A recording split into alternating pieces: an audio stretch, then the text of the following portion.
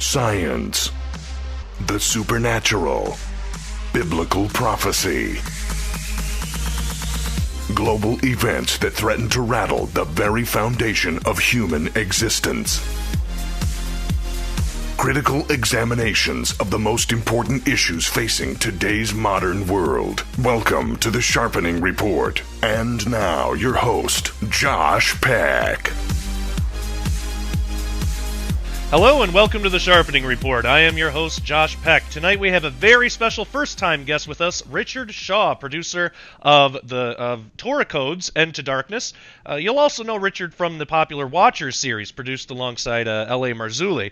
So without further ado, I'd love to welcome Richard Shaw to the show. Richard, how are you doing?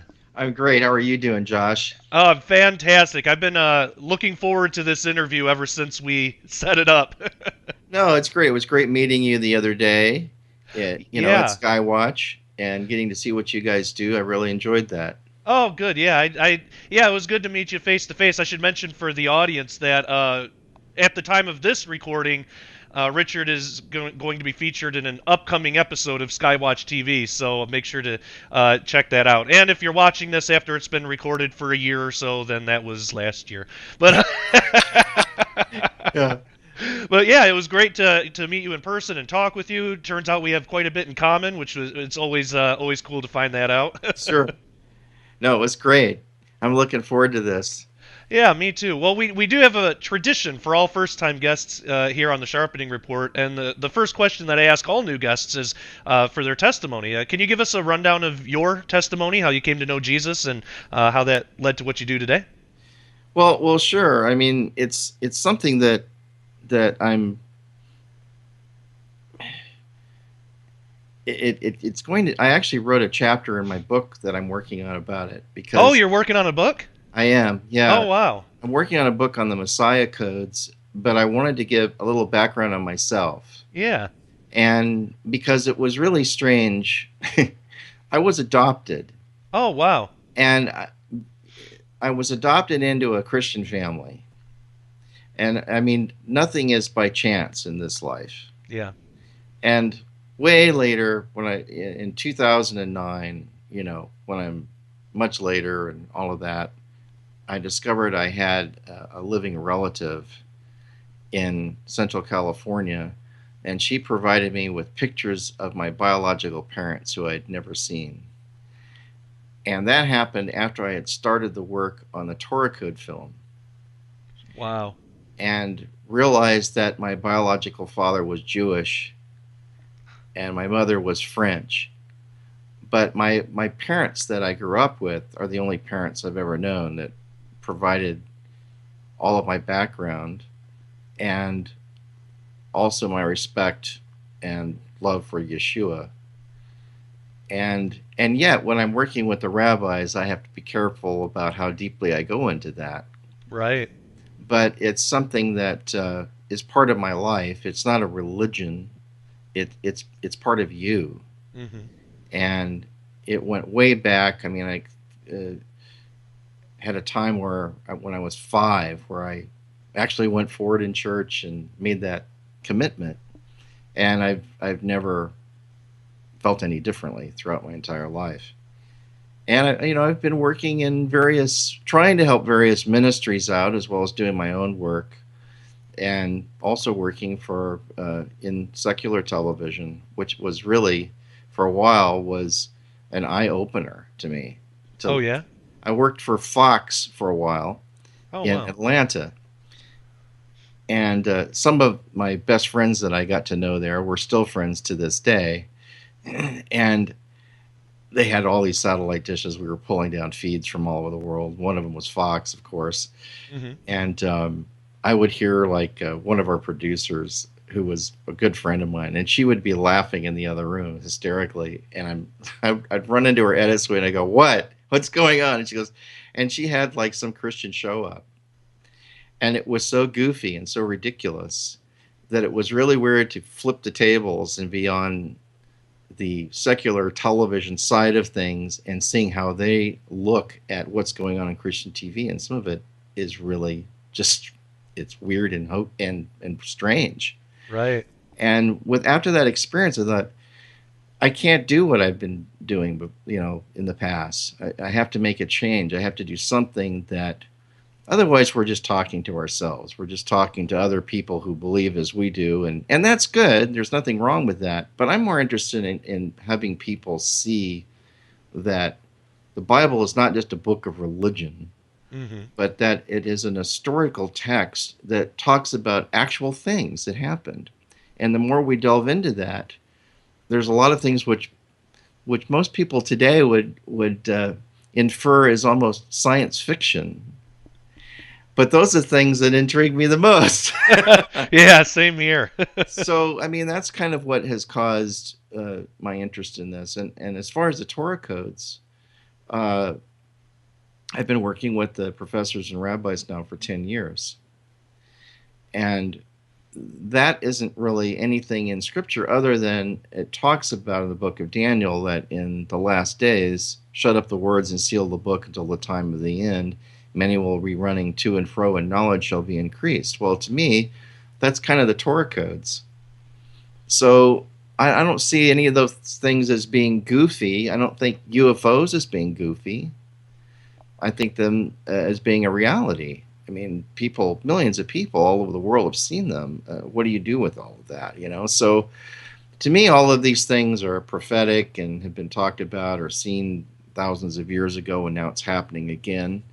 And we're just the ones fortunate enough to be experiencing it all. So yeah.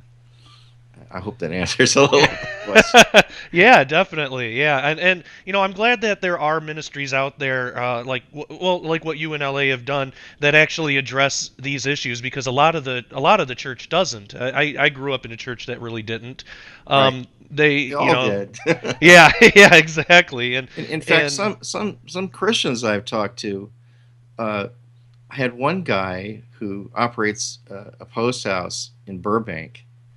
And I'd send him stuff just as, check this out. This is kind of interesting. I'd send him a watchers or information that I just acquired from something. And he'd come back, you need to get back to Jesus. Oh, geez. Same thing like that to me. He said, and he would send me all these Bible verses that I already knew, and I said, and wanted to put me on a Bible study program as if I'm not studying the Bible. And I'm going, your study program is different than the one I'm using. Yeah. So, but thank you. But I'm already on a path to try to solve some of these things that we don't understand. Because the church just keeps going over the same ground over and over and over, yeah. And to me, the stuff that they're not going over that often is the stuff that really intrigues me. Same here, and always has. I remember when I was a young kid. I've always been like a sci-fi nerd and everything, but I always I always wondered what aliens were and how they fit into the Bible. That was a big question of mine when I was a kid. Sure. And I remember I would ask my grandparents, and they'd say, well, they're demonic, but maybe ask the pastor or something, if you want more information. And because they didn't know, and because they weren't taught, and so you can't know what you're not taught. So I remember I'd ask the pastor, and he'd say basically the same thing. They're demonic. Like, well, but why? Yeah. Like, how do you know? Like, I get that they do things that that are bad, but how do you know they're specifically demonic? Well, right. Josh, you just got to take it on faith. Oh. Yeah. LA and I have these arguments all the time. I said, I think it's a lot more complex than what we are giving it credit for. Yeah. And in fact, Christians are really quick to criticize the work, say, for example, of Sitchin. Yeah. Who believes in the Anunnaki and all of this, that the Sumerians, were here thousands of years ago. And I mean, his work is really intriguing. Mm-hmm. The problem with it is that in Hollywood, most of the producers making movies have latched onto his theory. Oh, it's all panspermia, it's that's what it is. Whereas the church believes in the Adam and Eve creation exclusively. Mm-hmm. Well, I talked to Glazerson about this once. I said, what if it's both? What if there were some dudes on the earth walking around and Adam and Eve were a new thing and they were plopped into the fish tank along with everybody else? Mm-hmm. And to me, that was like that would explain a lot of things. You know, who were the Philistines? Where did they come from? You Yeah. know, everybody pretty much assumes you're a spawn of Cain, and that's what I hear. But some things just don't. You can't answer all of them that well, and it's like then you have the Aborigines in Australia, whose lineage seems to go back 20 to 40,000 years. Now that's way before Adam and Eve, according to Scripture. So, what about that? Yeah. You know, and it's like, so I'm kind of like thinking, you know, when LA refers to the Great Deception, which I believe he's right, that if these beings appear and say we created you and we did this and we did that, that it's always stronger to wrap a lie between two truths. Yes.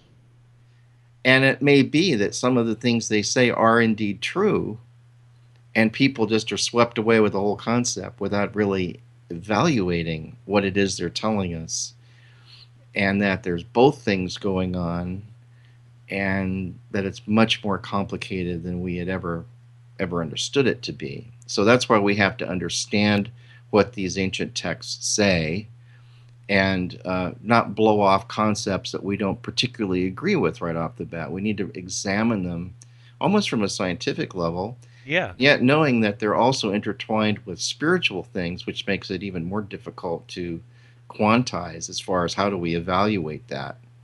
But Paul McGuire, I think, has come to the same conclusion that there's things going on in the scriptures that is high technology and spiritual stuff going on at the same time. And he said he had to really wrap his head around that. That was a hard thing for him to grasp.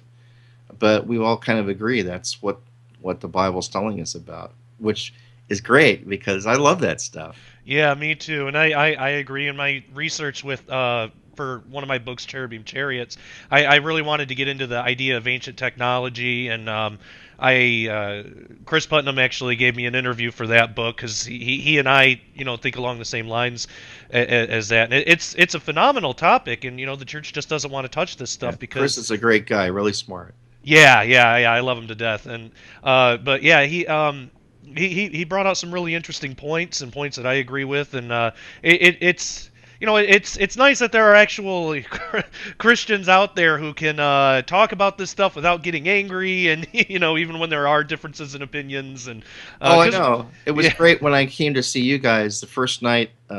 I guess Tom Horn and I talked for an hour nonstop as fast as we could talk. I mean, 'cause we're both kind of on this same 2016 thing, and we don't quite understand what's going on. He just wrote a big book about it. I've got all these codes on 2016, and we're just going, why? What is it about this year? Yeah. And we just don't know. But it is very kind of significant that there's so many things happening, and the world seems to be slipping into an unretractable area here. I mean, it's just the problems are so intense that it's going to take someone bigger to fix it. And so I think we're getting closer to something like that emerging. Yeah, I agree. And throughout the course of the show, there's a ton of stuff that I want to talk about if we have time to cover all of it. But since you brought it up, and we probably should start with your phenomenal work with the Torah Codes DVD, which actually I have right here. So I want to show that for the audience in case they want to pick it up. They should. Thank you. Can you? Yeah, well, thank you for putting it together. My wife and I had a chance to watch it the other night, and it's something I'm going to watch again because it's there's a lot of good information packed in there. Can you tell us what led to you to want to produce this DVD, and what can the audience expect in Torah Codes? Well, first of all, sometimes I'll talk to people, and they don't even know that the Torah Codes exist. No one's ever heard of the Bible Codes or the Torah Codes. It's almost like the information that came out about it originally was in the 90s. And so now there's a whole new generation of people that have kind of sprung up that have never heard about it.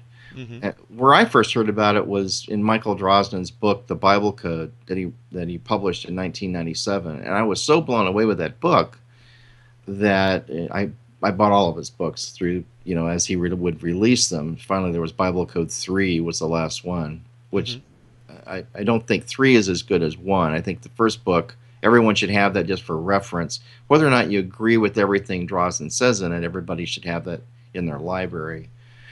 But the story goes, and this is true, I'm not making this up. I had a friend over to my studio, and this is back when I had a studio in Hollywood for Pinlight. And it was really a cool place. We had the whole second floor of the Mack Sennett stage, which was the studio where Mabel Normand and Charlie Chaplin used to rehearse. Oh, wow. So it was a creaky, musty old building, leaked water like a sieve. But we had redone the second story and refinished the floors and fixed the windows and painted the ceiling and made it into a really pretty edit suite. And outside my windows, you could see the Hollywood sign and the whole deal.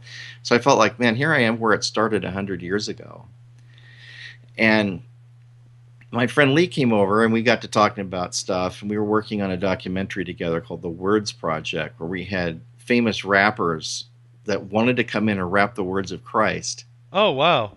And I wouldn't use any Christian bands because they already know this stuff. I wanted guys from the inner city, kids just coming up into the thing, Two Live Crew, Bone Thugs and Harmony, the Last Poets, which are all Muslims. I wanted those kind of people to get involved in this and see what happens. And it was a phenomenal experience. I mean, it was just life-changing. That went on for a couple of years. So while we were doing that, Lisa, well, what do you want to do next? I said, I don't know. I said, it would really be great. You know, the Bible codes have always intrigued me, and I've never seen a documentary that has done it the way that I want to, because usually they use all of the codes in Michael Drosnin's book as the basis for these documentaries. I said, well, that's okay, but what about going and seeing the rabbis and seeing what they're doing? Yeah. Let's go to Israel. You know, let's figure out how we could do that. But I said, that's just crazy. I said, first of all, I have no idea how I'd ever get in touch with the rabbis or if they would even talk to me. And I have no budget. So much for that, you know. So that was it. So he was working with a famous rock musician at the time, Ricky Lee Jones, you know, Chucky's in Love, Chucky's. Oh, right. Remember that? Yeah. And she's really a brilliant musician. She's done, I don't know, 9, 10 albums. She's done an awful lot of work, and she has a photographic memory. She treats rock music like a classical musician would. I mean, she's really, really incredible. She can sit down and, by memory, rattle off the lyrics of any Beatles tune. Wow. I mean, so that's kind of girl that Ricky is. Anyway, you know, she'd come over and would do stuff with her. So he was like co-producer for some of the work she was doing, and she was doing a concert in Tokyo. So he gets back from that a couple of weeks later and decided to visit his brother Paul. His brother lives in New York and writes music for motion pictures and stuff. He did the movie W with Oliver Stone. So he gets on a JetBlue flight and they cancel a flight due to bad weather. So he gets off. This is how crazy this was. I'm just telling you what happened, and I know it's taking a while, but... No, that's fine. Take your time. We have no time limit here. It's just, you know, won't believe it unless I put all the details in, and this is going to be in my book when I finally get it finished. But he was asked to come back 2 days later, and they scheduled the flight, and his seat assignment, he looks at his boarding pass, put him near the back of the plane next to a guy who looked like a rabbi. Now, this was a totally random seat assignment, and Lee didn't know who this guy was.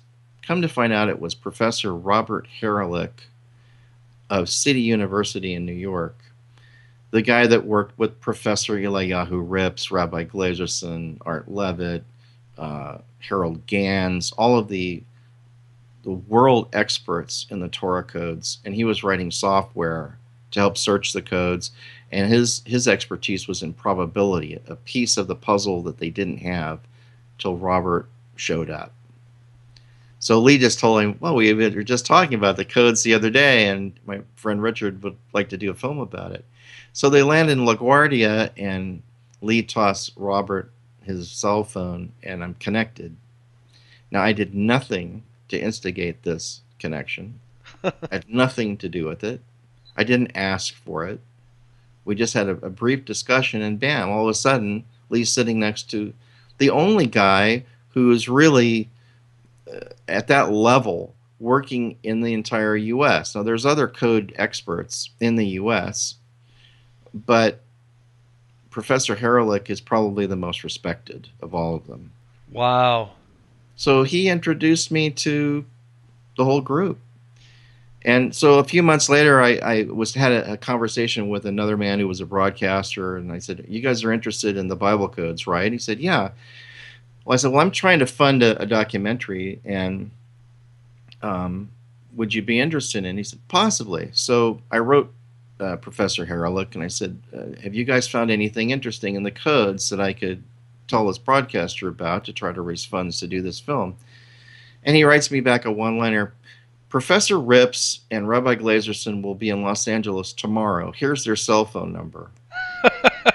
And I'm going, what? I mean, this is what happens to me. It's happened to me in Watchers. It's happened to me in the Torah codes. Stuff just, when I need something, it just shows up mysteriously. Wow. It's weird. But I have to attribute it to the hand of God. When you need something, things just happen.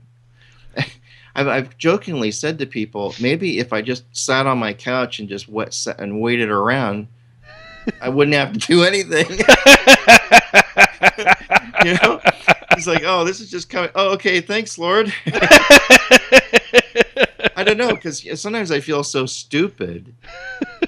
There's so much I don't understand or can't remember anymore, and I try really hard. But I mean, it's like, you know, it's just amazes me when things like this happen. So I had a private meeting, and I grabbed Lee and dragged him with me to the meeting. And we're in the Fairfax district of Hollywood, the Jewish community there. And this is on Beverly Boulevard. And there's, you know, rabbis walking down the street with all of their, you know, attire on, their special hats they wear, and the suits and everything. It you know, it's really incredible that they basically put their whole life out there. I'm a rabbi, so deal with it. You know? And a lot of them, I don't know if a lot of them are all that open to talking with a Christian. And of course, I don't wear my Christianity on my sleeve, because we're all part of the same thing. You know, especially now that I find out I'm half Jewish and didn't know it.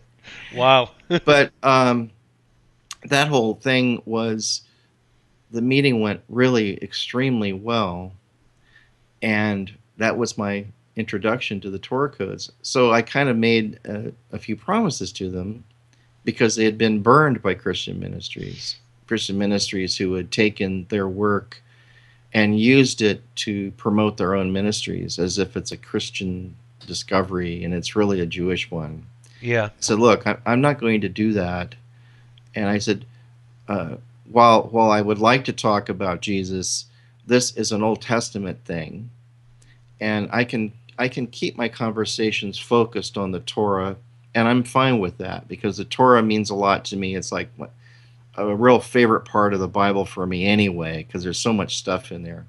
And later, when I interviewed Rips, as you saw in the film, I thought what he said was so cool. It kind of gave me chill bumps when I was in his apartment.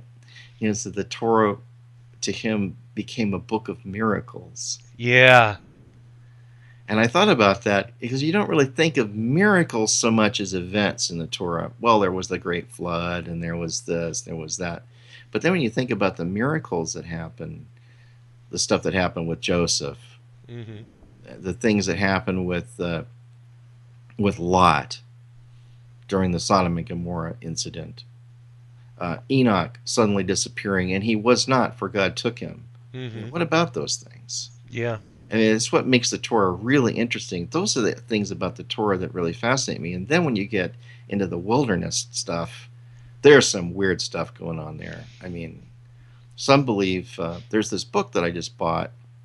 I think his name is Roger Isaacs. I can look it up here in 1 second. But he wrote a book called Talking with God. It's basically his 50-year-long study about the Ark of the Covenant. Wow. he believes that the ark actually was a speaking device. Like when the high priest went into the Holy of Holies, he could verbally hear God talking through the ark. Wow. And this is why, and also he postulates that the ark itself is radioactive. Huh. Looking at it from a very scientific aspect, which to me is very interesting. Yeah. Well, when you think about it, this is what we don't get this stuff in church. I don't know why, but sometimes we need to explore. Okay, the scriptures tell us all this. Why did they have to wear all of these things to go in to, worship in the Holy of Holies? Why were the inner walls of the Holy of Holies gold plated? Why did they have to tie a string around the high priest's foot in case he died while he was in there? What about the Ephod, which the Jews call the Ephod, and the crazy lights that come on and off when you ask it questions? What about all that stuff? Why do we never discuss that in church? I think it's wrong that we've just ignored these things. That stuff's really interesting. Yeah. And it's like also it kind of gives us clues of the high-tech nature of all this, that there was stuff going on there that's big spiritual stuff happening, but also utilizing high-tech devices that the Bible says that all these devices were made with great cunning. What does that mean? So maybe they were just really good craftsmen, but there's things that we get into here. I think it's called the shamir, which was a stick that they used to inscribe the names of the tribes onto those jewels on the ephod. And apparently, according to some of my Jewish archaeological friends that really know this stuff, it was a radioactive isotope embedded in this stick. Wow. But actually, because they were not allowed to touch it with anything metallic. Huh. It says that in ancient texts. So they had to inscribe something, and this would etch those crystals without touching them. Huh. So there's a lot of technology that's been lost to us over the centuries that if we study this stuff, we might have clues, and maybe we can reinvent some of these things to use ourselves. Yeah. Wow, that's phenomenal. That's like that. I love that stuff. That's why and I've told the story like 100,000 times on this show. But before I knew any of this stuff, it was only about 3 years ago.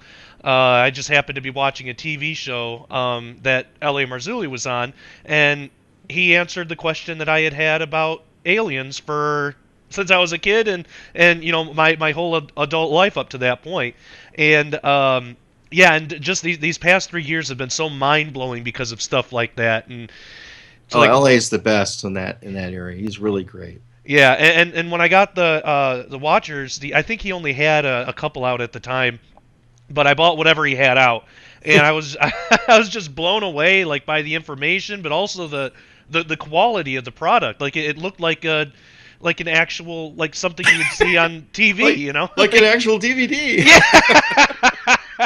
Why aren't we supposed to be doing that? yeah, exactly. And up to that point, I was so used to, anytime that I would watch any Christian media, I would just get so mind-numbingly bored by it, I'd want to, turn it off. But here was some actual Christian media that it was really substantive and very well done. Blew my mind, and still does. But yeah. Well, I told LA, I said, look, if I do this, I want to make it look like network product. Yeah. See it on, some major cable television station, a worldwide release of some sort. Even though we don't have the money to be doing that, I will somehow want to try to pull that off. And it's getting harder and harder every year. Yeah. To try to keep up with the technology. I mean, we just bought a drone a few months ago that I'm getting aerial footage with now, which has really kind of amped up things quite a bit. That technology, wow. Drone technology, is just going through the roof. I don't know if you're following it, but I just noticed on Drudge Report that some company just made their first drone delivery of a package mailed to someone. Wow. They flew it and dropped it off at the door and flew back. Huh. So, I mean, we're going to see these things buzzing all over the place. Yeah. But anyway, it's fascinating what's going on right now. It is. We're headed towards a weird future. What for there might be some watching this that I think most of the audience probably is familiar, but there might be some who are thinking Torah codes. What is that? So what exactly is a Torah code? How are they found, and how are we to interpret them? Well, there's math and numbers all the way through scriptures from one end of the Bible to the other. Mm-hmm. However, the Torah is fairly unique because those first 5 books were given to us in such mysterious ways. It wasn't like a prophet sat down and was anointed to write something later on, like Isaiah or Joel or John on the Isle of Patmos. This was like special, and not those. Please don't get me wrong. I think the whole Bible is special in various ways, but the Torah was weird. Yeah. I mean, Moses is on this mountain. Excuse me. He disappears for days on end. They think he's dead. We come to find out that angels gave him the Torah. Now, that's what it says in the book of Acts. Now, a lot of this information has been lost to us through the millennia, but we find that out when Stephen was being stoned, and he's giving this big diatribe about everything that happened through history, Abraham, Isaac, and Jacob, and the whole deal. And he gets down to the Torah, and he said, in the Torah, which was given to you, the law, which was given to you through angels, but you haven't obeyed it. Yeah. And we're going, whoa, okay, that's a big clue. So then in the book of Enoch, it talks about Moses was given the Torah orally, and when he stepped off the mountain, he forgot it all in an instant, he said. So then God commanded one of the angels to write it all down and give it to Moses as a gift. Now, that's what it says in the book of Enoch. Mm-hmm. I think that's really interesting. Yeah. Okay, so was it encoded at that time? God knows everything. He knows what's going to happen. Time is most likely nonlinear. They can look at any portion of it. The thing I think which is interesting about the codes is that it talks about really personal and very targeted things on individuals. Yeah.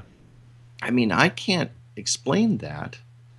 It seems more than just random chance to me.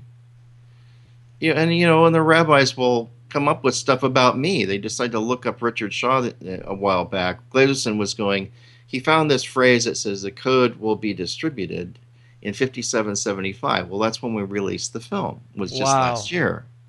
And right below that line, it says Richard Shaw. Huh. Now I'm going, I mean, this wasn't like all over the page and spread out over thousands of letters. It says Richard Shaw. Wow. Now, I mean, I have no explanation for that. Yeah. That's a really weird one. Then he had another one because we were asking about the Ephod.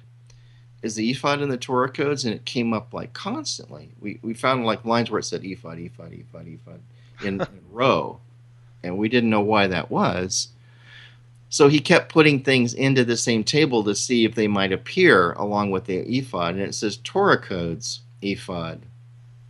And then he said, I look up Pinlight, which is my company name. I said, okay. And I'm just humoring him because I don't think anything's going to happen here. I'm kind of a little skeptical. He goes, oh, Pinlight appears with Ephod and with the Torah codes. The top of the page goes Pinlight, Ephod, Ephod, Ephod under it, Torah codes. And then at the bottom, which still gives me chills just telling you this, in the plain text it says, we'll show the deeds of God to the world. Wow. That just freaked me out. Yeah. In fact, that's one I would like to frame and put on my wall. Yeah. That's really crazy.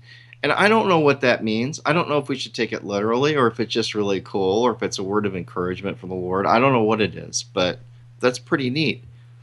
And then I did an interview on Coast to Coast AM, which is George Norrie's show. And, it was like, how that show goes on like till 2 a.m., Yeah. At the end, you're kind of going, Oh, yeah, let me think about it. Trying to remember stuff is hard at 2 a.m. Yep. So this guy calls in to ask a question at 1:45 a.m. This guy's from Canada, calls in. He said, "Could the Torah codes be the book of life?" Wow. And I hadn't really stated anything like that because we don't know, but I had a couple years earlier asked Glazerson about it because I thought it might be. And the only reason I thought that was because Glazerson, out of the blue, said to me one day, "We can't find everybody's name in the Torah codes." That was kind of like my e-ticket to ride when they kept finding my name in the codes. They could trust me. Yeah. And I love these men so much. They're really, really good friends at this point. They seem like family, especially Haralick and Glazerson, because we see each other more often. But I asked him, I said, could the Torah codes be the book of life? Because what you're telling me is kind of what God describes.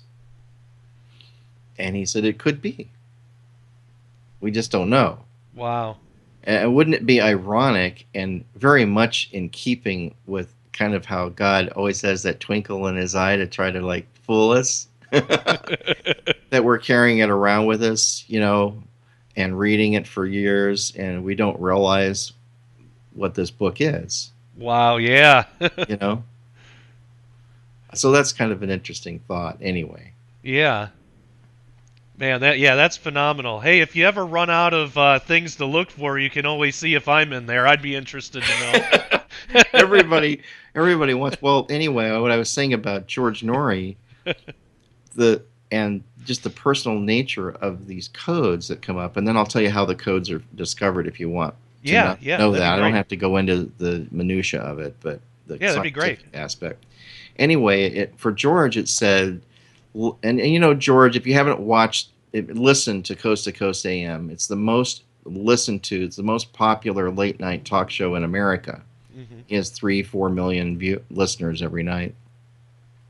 And it's all about UFOs, the paranormal, ghosts, Bigfoot, all things that sane people never want to talk about, or at least that's what we hear. But it's also about other things, strange political things, the economy, things happening in Europe. The show runs the gamut. I find it very interesting, and George is a really good guy and an incredibly good interviewer, very professional, treats people with respect. I think he's really great at what he does. So the Torah codes for George Norrie came back after 3 weeks of work to look him up. This is why I don't ask the rabbis to do this very often. Yeah, completely understandable.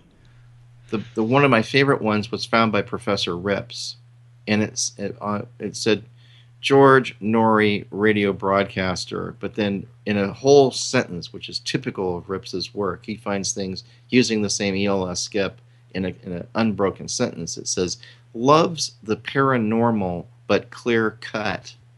Oh, wow. And I told George, I said, this is you.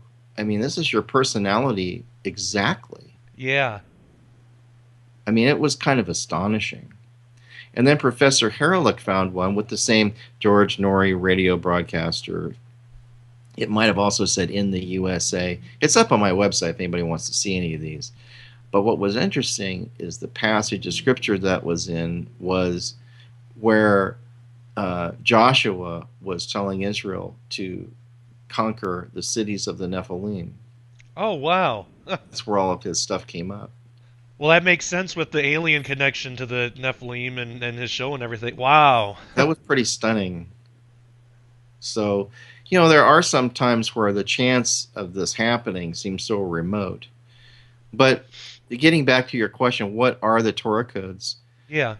I'll go through this quickly so I won't bore people, because it can get really, really thick with mathematics and all of that. But basically, 1,000 years ago, there was a rabbi that found a code just by counting with his finger.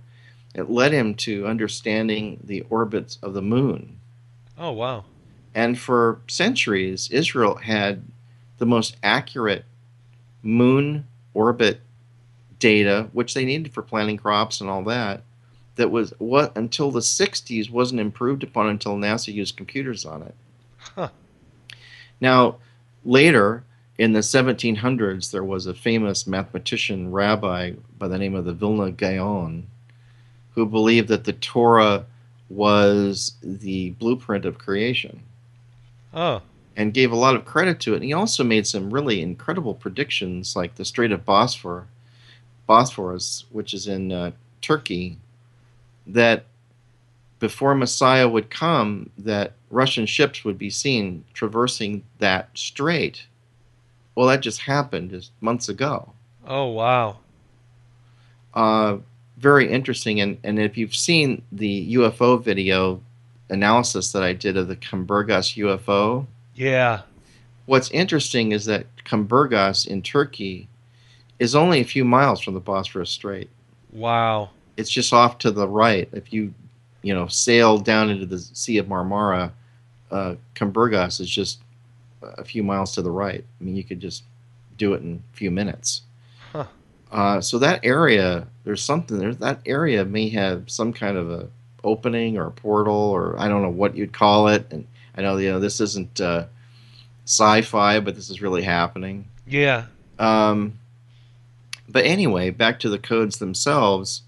The codes use back in the 1950s. There was a rabbi, another one, Michael Dov Weissmandel, who was a brilliant mathematician, and when he was just a teenager, he was writing the whole Torah down on index cards in little 10 by 10 grids and putting them on the table to look for patterns. This is what code breakers do. Wow.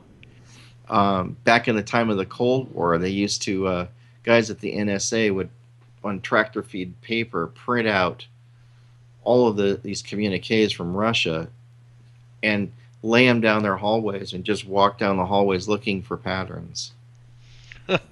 And so this is the kind of brainy types that are interested in doing this. Well, Weissmandel was that kind of genius and discovered codes just by counting with his finger that were repeatable. And he got a team of interns working with him, and they found all sorts of things in the Torah codes, but it was so time-consuming, and it was all random chance. You wouldn't know where to start or how many letters to skip or anything like that.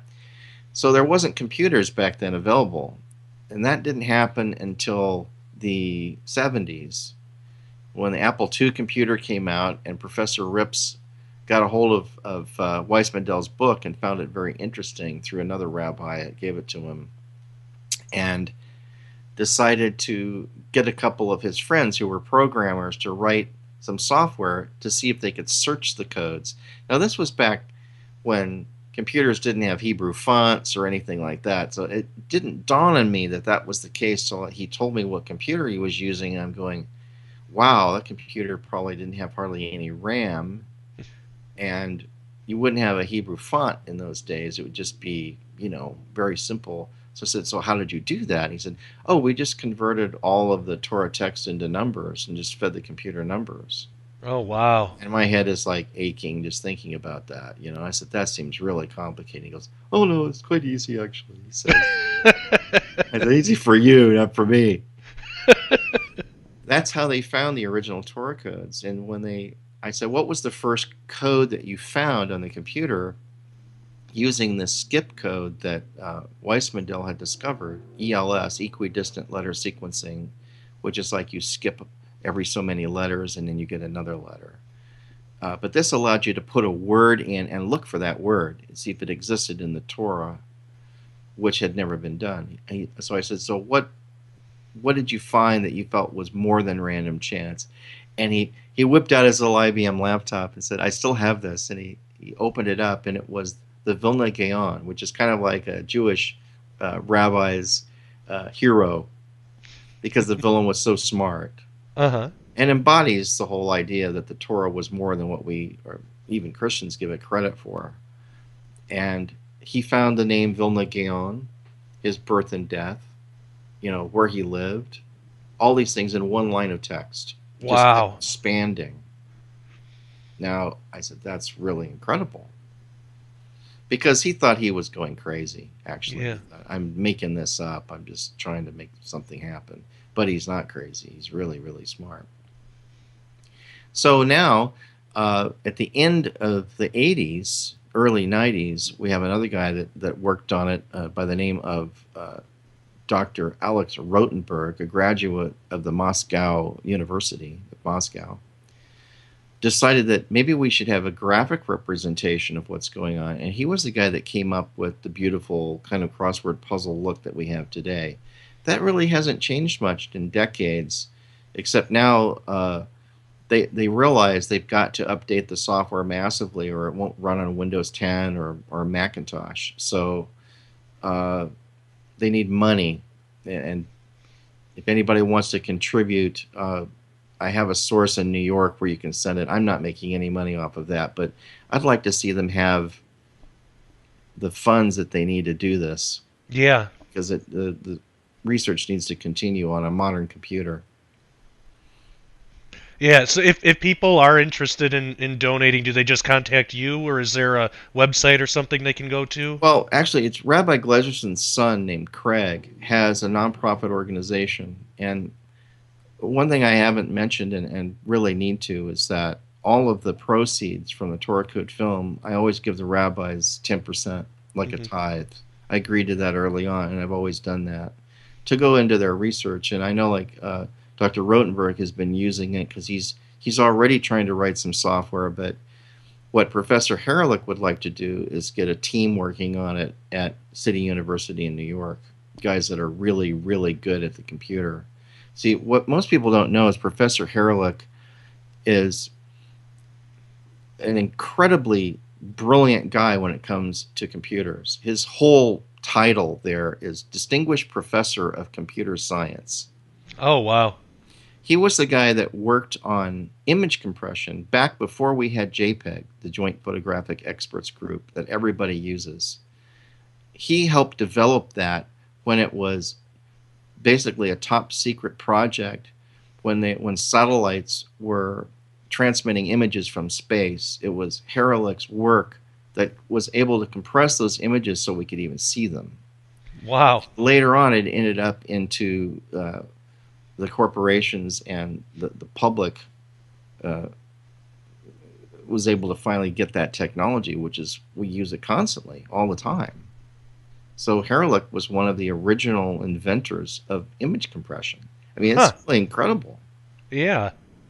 Wow, that really is. What are some of the other more surprising things that have been found in the Torah codes? Oh, it's just I'm sure pretty much everything is surprising. Well, the things that I just talked about with Rabbi Glazerson, I mean, I was stunned. He called me the Sunday before that interview, and since Derek had just had me on Skywatch, and it hasn't even aired yet, that interview, but I told him, I said, you know, Rabbi Glazerson called me on Sunday and said he's flying in to see me. Now, this is a 78-year-old rabbi that just picked up and left Jerusalem to fly to LAX just to meet with me. Wow. That blows my mind. Yeah. He's going to do that. I have to show you what I found. This is so incredible. I said, great. You know, fine. I'm working with LA on Monday, but Tuesday I have time for you. So I went and picked him up, and he was just like bouncing off the walls. Well, what he had discovered were all of these codes about 2016. And this is something Tom Horn and I were already discussing a week earlier. Well, now he's come up with codes about 2016 and had been coming up with codes about it even before then.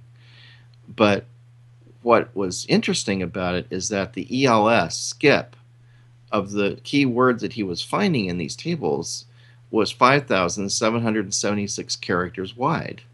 Oh, wow. Now, that's like a double whammy. Okay, you're getting information about 2016, but the skip of the code itself is the same number. Yeah. Now, that can't be a coincidence, and yet we can't make predictions, and will not. I won't do that because we're often wrong. So we don't know if it's a prediction or if it's a warning or if it's what people are talking about. That could be too. I mean, the Torah seems to emulate what's coming out in the press, what's on the internet, what people are worried about. And this year is a very pivotal year. I mean, it maybe the buzz from this year is so great that it comes up in the codes, just automatically does. I mean, I don't know. I mean, this isn't the web bot. Some people asked me that too. doesn't work that way. It's not taking an average. This is looking for specific words in a table with other words in relationship to them. And we constantly get the word Mashiach coming up with 2016.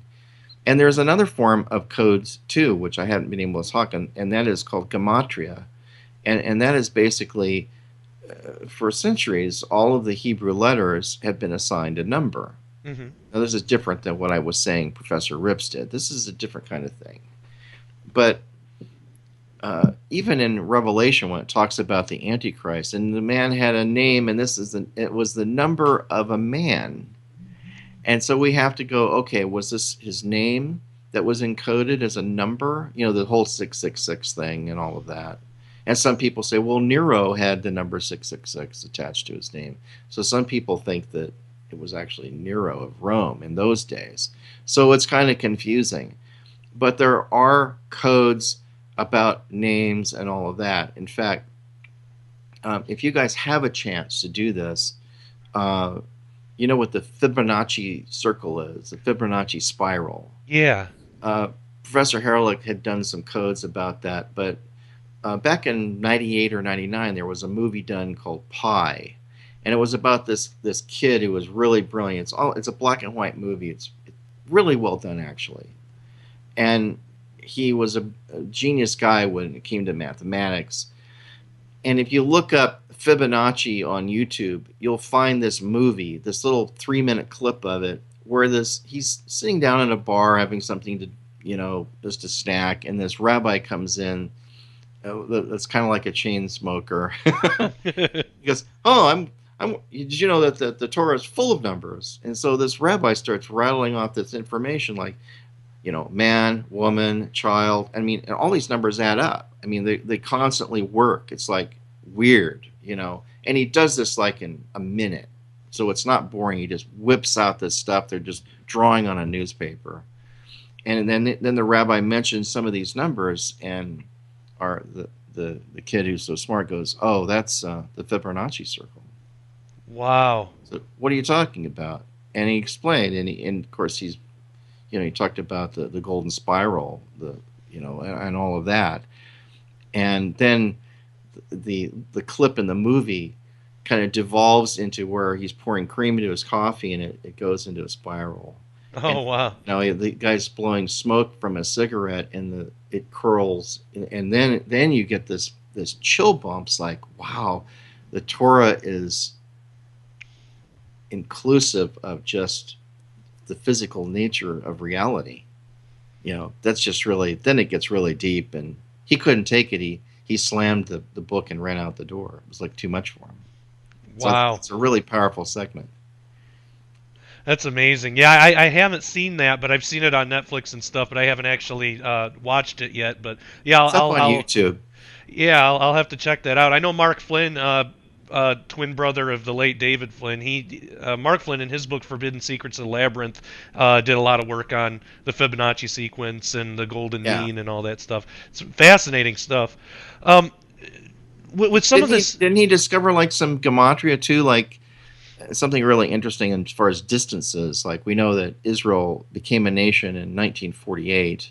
Oh yeah. I think that was Dave's stuff in. Yeah, I was talking to Tom about that. So that's really interesting to me because the UK released Israel, and so the distance between the Temple Mount and London is 1,948.5 miles, and that brings us right down to the same year and month that Israel became a nation.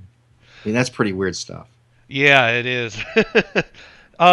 Something else that has come up in the Torah codes that you've talked about is Mars and Nibiru, since we're on the Dave Flynn subject. What have you found there? And again, how do you think that we should interpret it? Is it just because everybody's talking about it now, or do you think there might be something more? Or what are your thoughts on? Well, what's really strange, and the more that I work with my Jewish friends about this, they don't realize how close they are to New Testament prophecies, because they're only reading from the Tanakh, or the Old Testament, and it's basically saying the same stuff, Right. What's interesting is that Doug Elwell, in his book about Planet X, says Planet X, the sign of the coming of the Son of Man.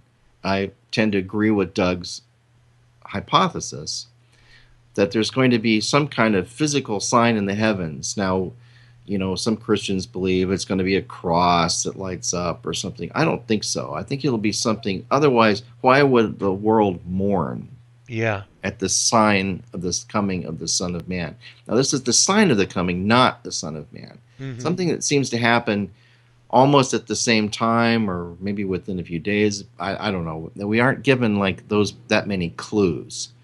However, if it is a planet, why is that such a creepy and unbelievable idea or theory? I mean, we have so many things in history that seems to point to something happened to the Earth many times that was cataclysmic, and that people have actually seen this thing. They saw it during the Middle Ages. The Chinese saw it in 1054 AD.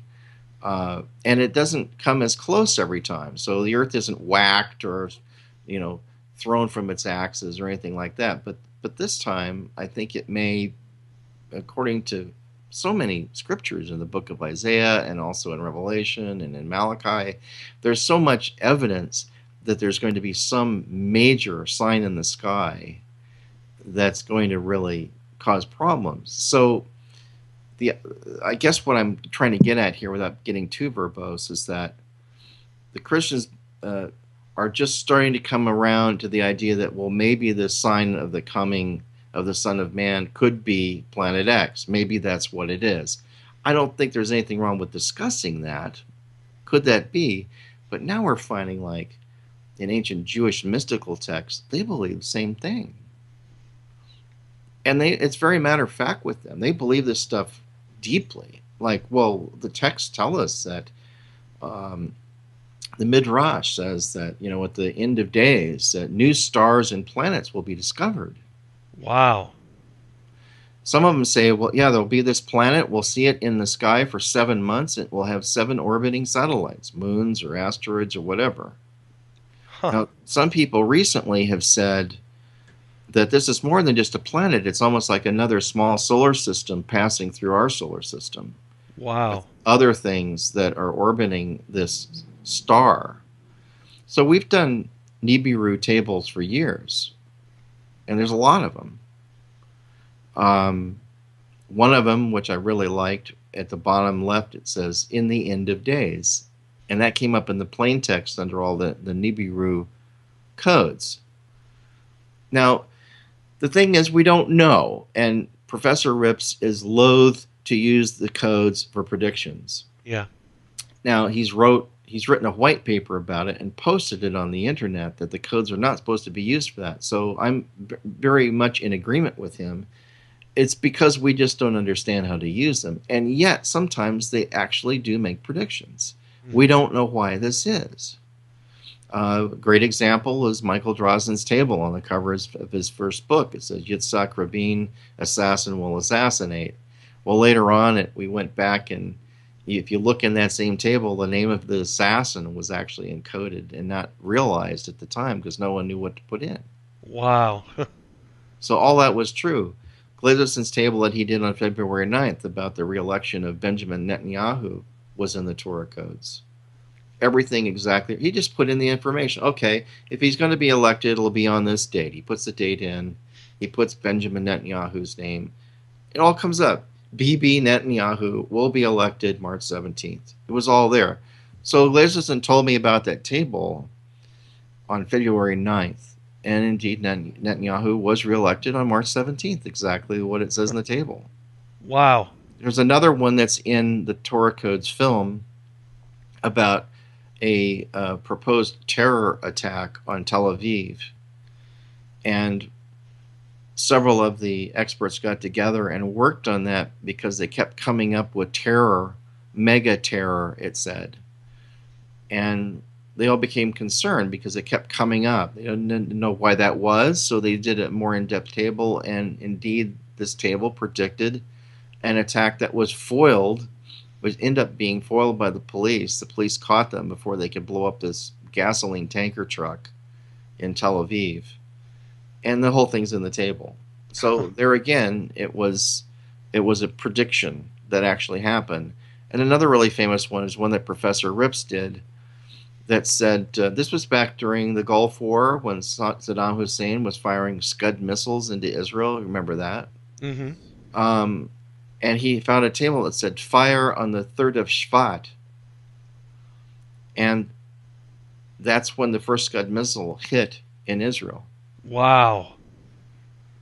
So that's why I can't just disregard what we find in the Torah codes. I have to look at them all with something of a serious nature, and then, well, what could this be doing? Is it telling us what we're all talking about again, or is this actually a prediction that it's making? We don't know, but I would caution people to realize that that's the way we look at these. We don't look at them as making predictions.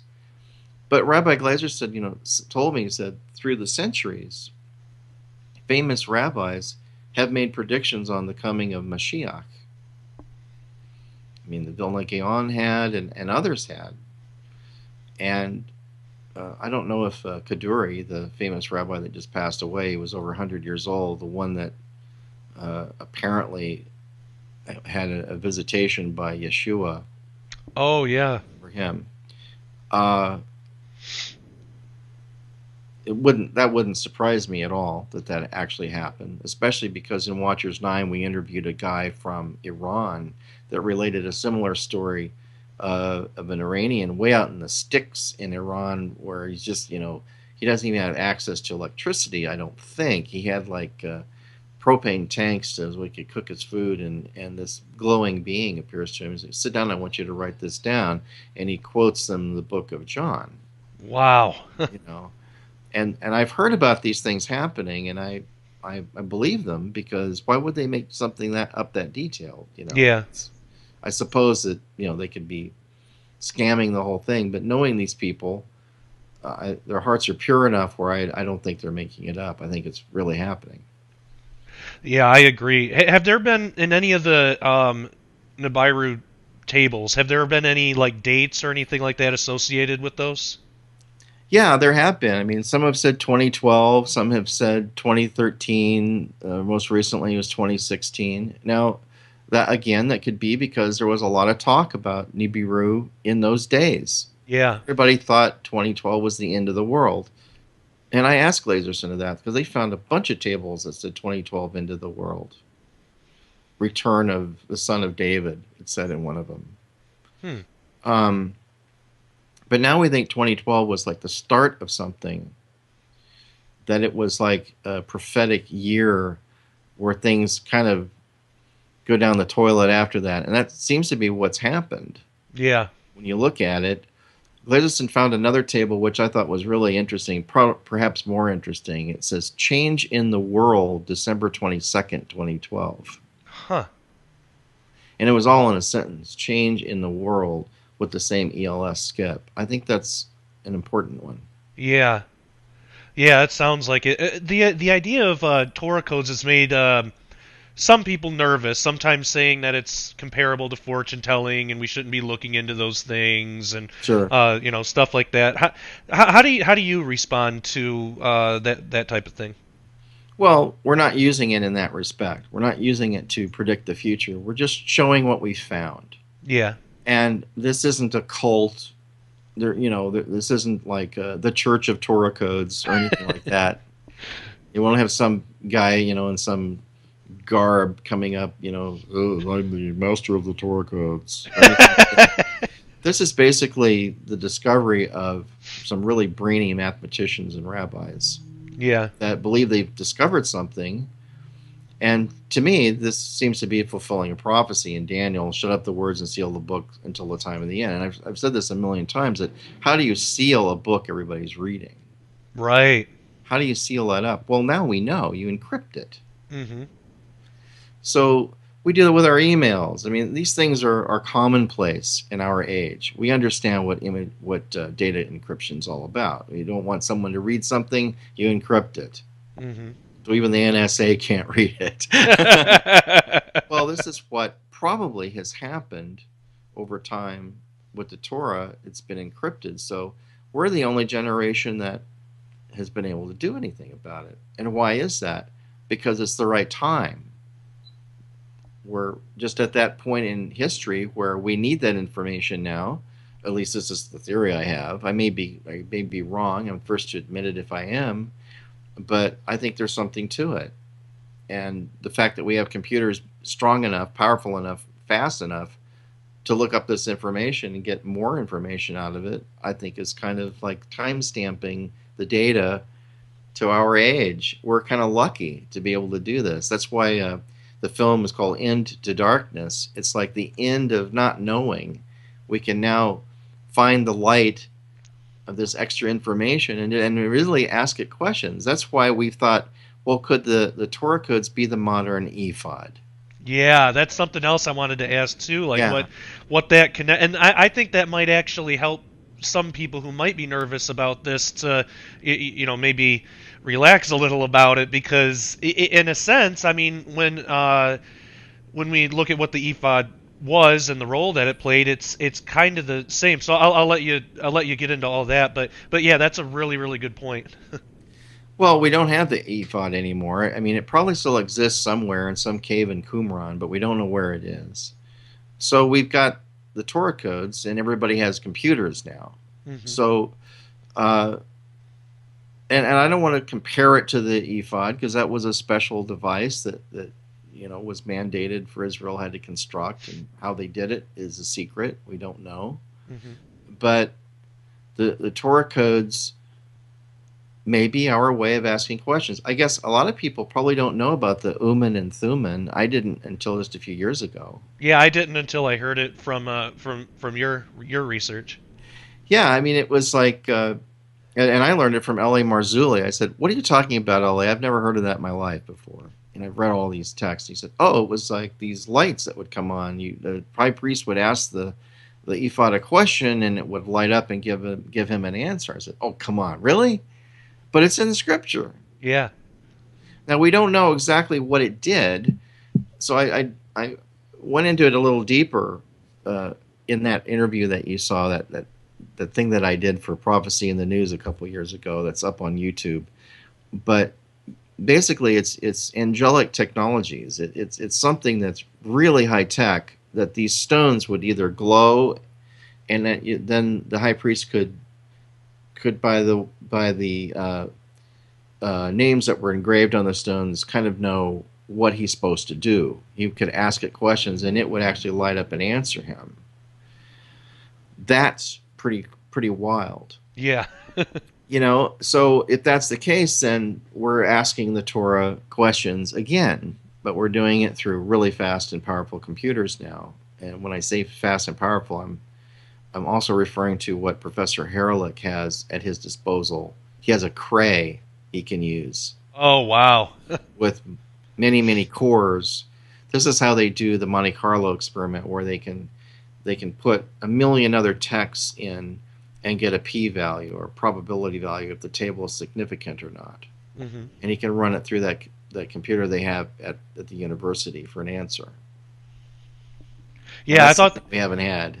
Yeah, I thought that was really cool in that DVD too, because it answers that question, like, well, wouldn't these codes just show up in any book, or there have been rumors about people doing it with Moby Dick or something like that, but it's totally different though, isn't it? Well, yeah, I mean, that was one thing that Professor Rips, I said, if there was something we could prove in this video that the codes are real and not just the figment of someone's imagination, what would that be? And he said, and he sighs, and he said, "I'm mostly concerned with the idea that people can say codes can be found in any text." Yeah. And with that one small sentence, disproves the whole theory of the Torah codes. And I said, okay. So I asked Professor Haralick to do some tests for me so we could show what happens. Now, the protocol of the test is important. Protocol meaning, like, I'm going to use the same ELS skip, I'm using the same keywords, etc., and see if they appear in this regard in other texts. So he did Professor Rips's Twin Towers table, which is really a very highly statistically accurate table. It comes up 1 in 10 million. Wow. and it basically said towers, twins, attack, airplane, has all the correct words in there, which he just pulled from the major newspapers from around the world to see if that was in the Torah codes. And it appears in a table, I think it has 234 characters. Tiny little table, has all the Twin Tower words in it.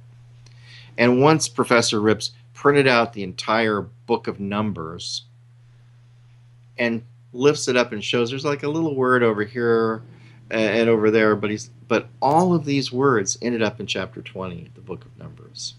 Wow. Now, that just gives me chills. It's like, why is that? Mm-hmm. I mean, they could have been scattered all over the book, right? Mm-hmm. And then it wouldn't have meant anything. But they're all compacted. That's intentional. So when we checked with these other monkey texts to see what happens, one of them had 7,700 letters. Another one had 4,300 letters. It's in the film. People can see this for themselves. It's not even close. I mean, it's just words scattered all over the page. Yeah, all the words are there. Yeah, it can be found in any text. But in the Torah, it's in this tiny little table where all the words are touching and intersecting, and it's just in a tiny little spot, all in one chapter of the book of Numbers. I mean, go figure. Yeah, no kidding. And I was really I was really glad to see that in the DVD, because I know that's something that a lot of people have questions about.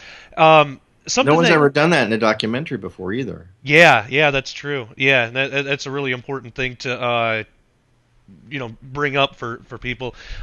Something else that I wanted to touch on, it's another area of your expertise, and something that you already brought up was the idea of angelic technologies, which I'm all into that. Like, that stuff blows my mind. I would really love to hear more about that UFO video that you analyzed, the one where you can actually see the entities in the craft, and there seems to be some sort of time dilation happening. For those who may not have ever seen that or have no idea what I'm talking about, can you explain what that was and what you guys found? Why, sure. And anybody that wants to see it can go to my website. It's up there at pinlight.com, pinlight.com. You can watch it for free in HD.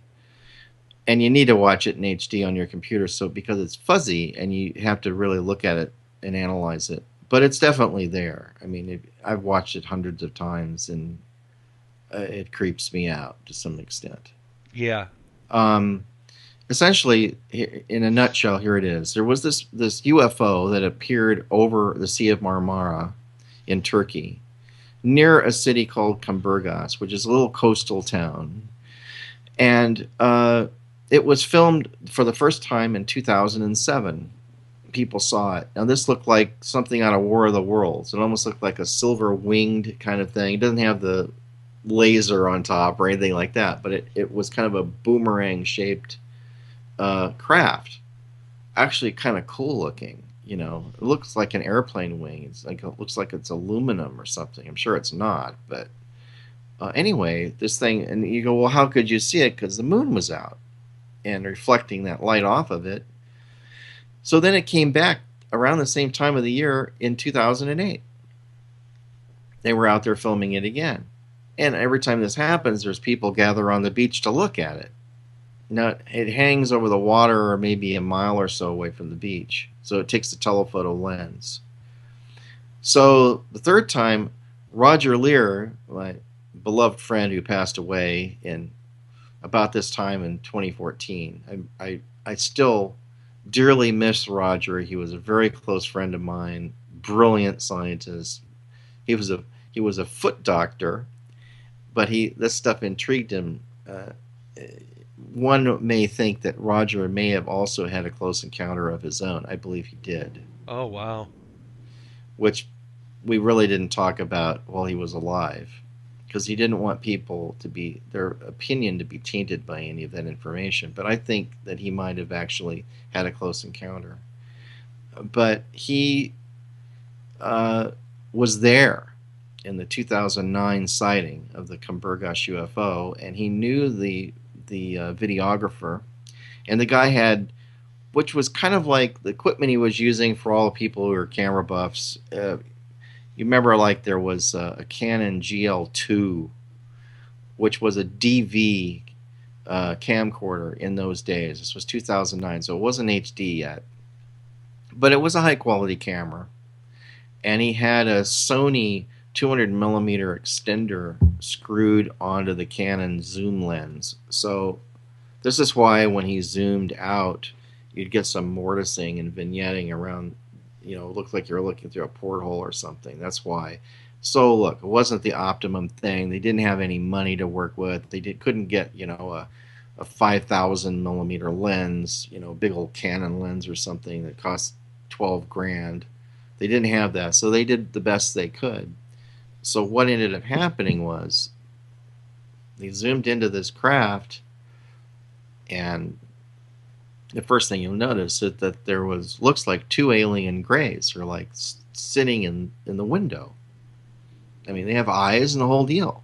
Yeah. And really clearly see that. But then another kid was given the video that originally, this was years ago, and I don't know what's happened to the master DV tape, but Roger gave me a nearly uncompressed digital copy of it, which he used. And I thank God that he did that, because it gave me a clean enough copy to work with. But Mario Valdez Santiago from Chile used the tape years ago and did an analysis and was stunned to find these creatures, these beings on board the ship. And he began to describe them, and where he couldn't see them very well, he would overlay and actually sketch them in so people could see what he was seeing, because it was fuzzy, and plus it's jumping around like this, because you're like shooting something a mile away from you with a prosumer camcorder on a tripod. And I don't know if I'm sure some of your viewers have tried this with a camera, but if you've ever have a really powerful lens and you've zoomed it out all the way, first of all, it's hard to even aim it, because you're looking at a tiny little area and it's a big sky.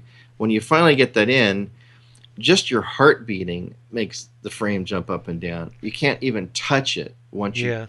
It's so hard to do. That's why UFO videos are often flying around, and you have to use image stabilization later to it.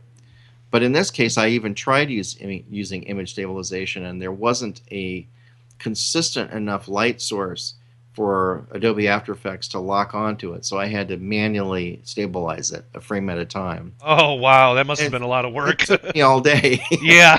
Yeah. But I've got to do this. I'm just really curious about it.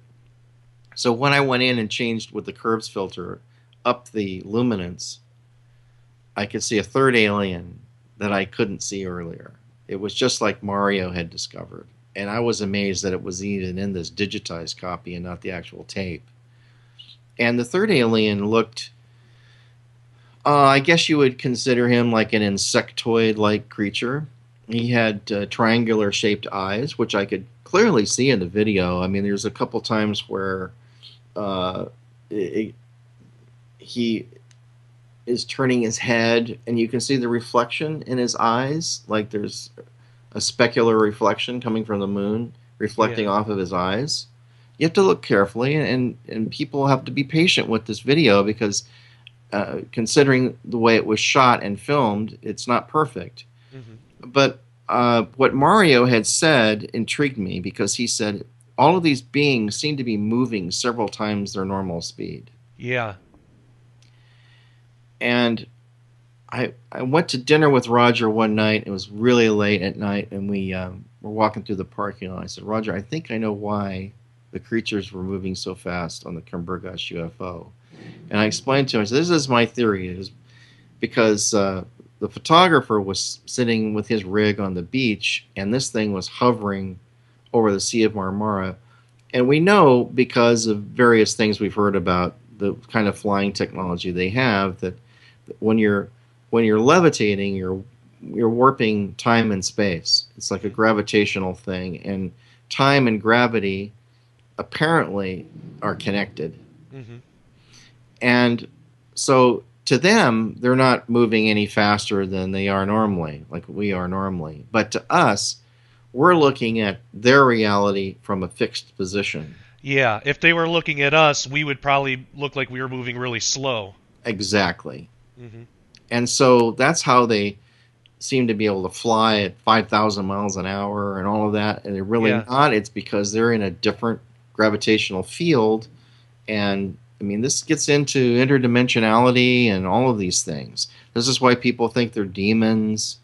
And some of them indeed may be.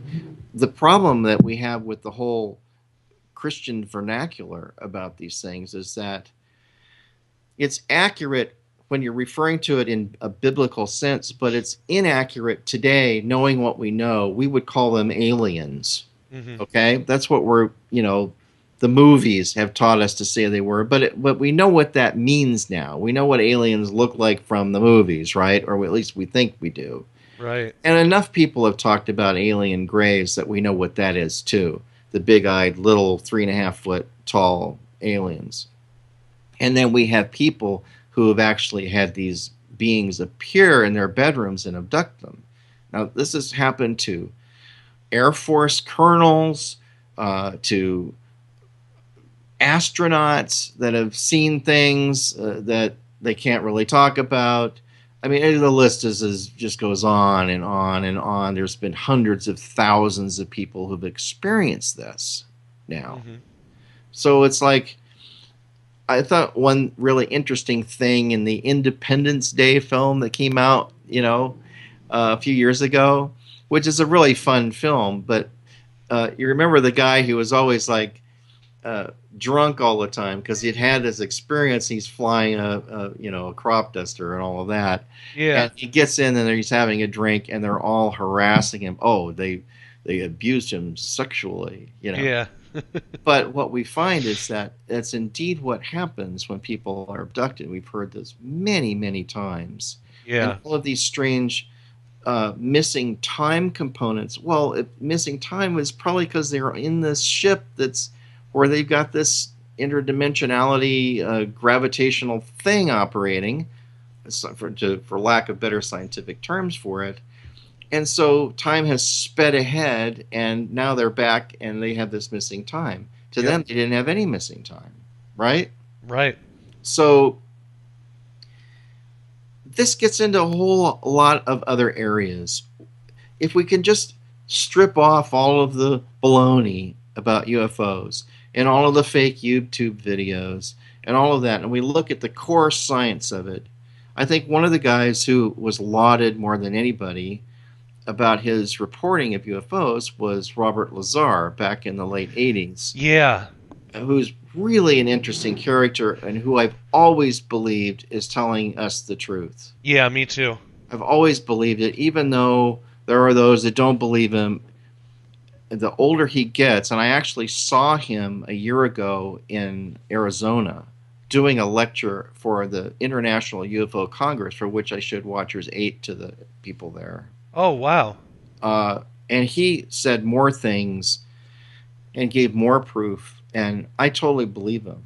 And that did you hear that element that he talked about years and years ago was actually recently added to the periodic table of elements? yeah, the Russians synthesized it. Yeah. Yeah, element 115, who, in UFO circles, they call it unobtainium.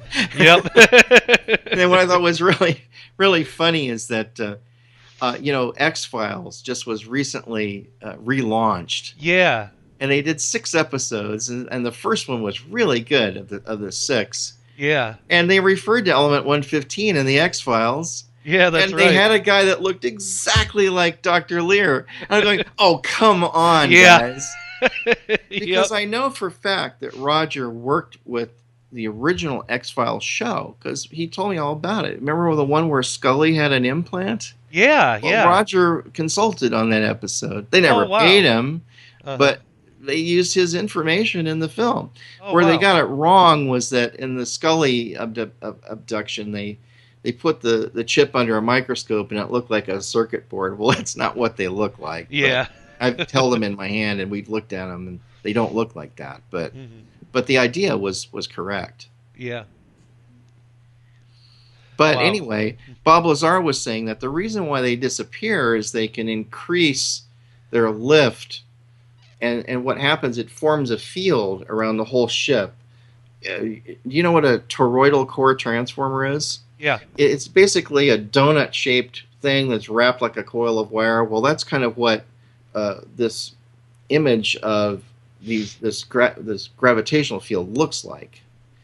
And when they turn up the volume on it, basically it kind of leaves our reality and it becomes invisible. It's still there. We can't see it, but this is all like really cool kind of black ops science here. Yeah. I'm sure we have this technology. I have no doubt. Yeah, same here. We've probably had it for decades, and they won't want to show it to us. Mm-hmm. Now, in some respect, I can understand why they wouldn't want that information floating out, especially since we've got these, nutcase terrorists that are trying to blow everything up. Yeah, imagine if they had something like that. Well, yeah, imagine if you could make antimatter like it's no big deal. Mm-hmm. I mean, and you screwed with that. I mean, it would take out the whole of Europe in one explosion. Boom. Big chunk of the world would be absent.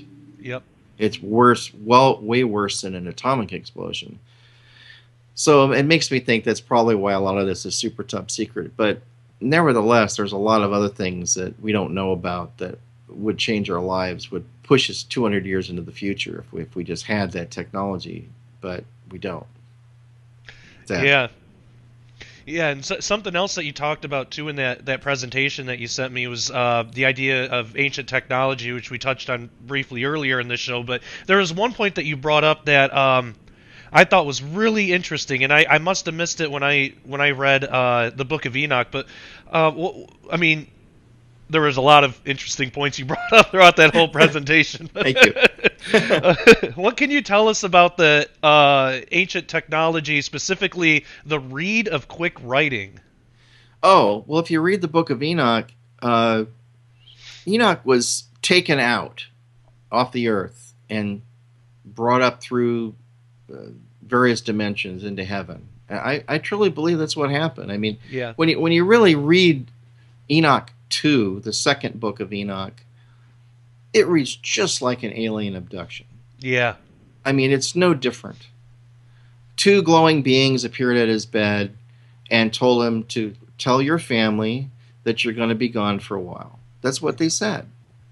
I said, wow, this is really cool. I'm already locked in, And this is written hundreds, thousands of years ago. And this is what people are experiencing now with the bad aliens. Not the good ones, but the bad ones. Mm-hmm. Who we think were probably spawn of the fallen ones, or actually are fallen angels. This brings up a whole other thing.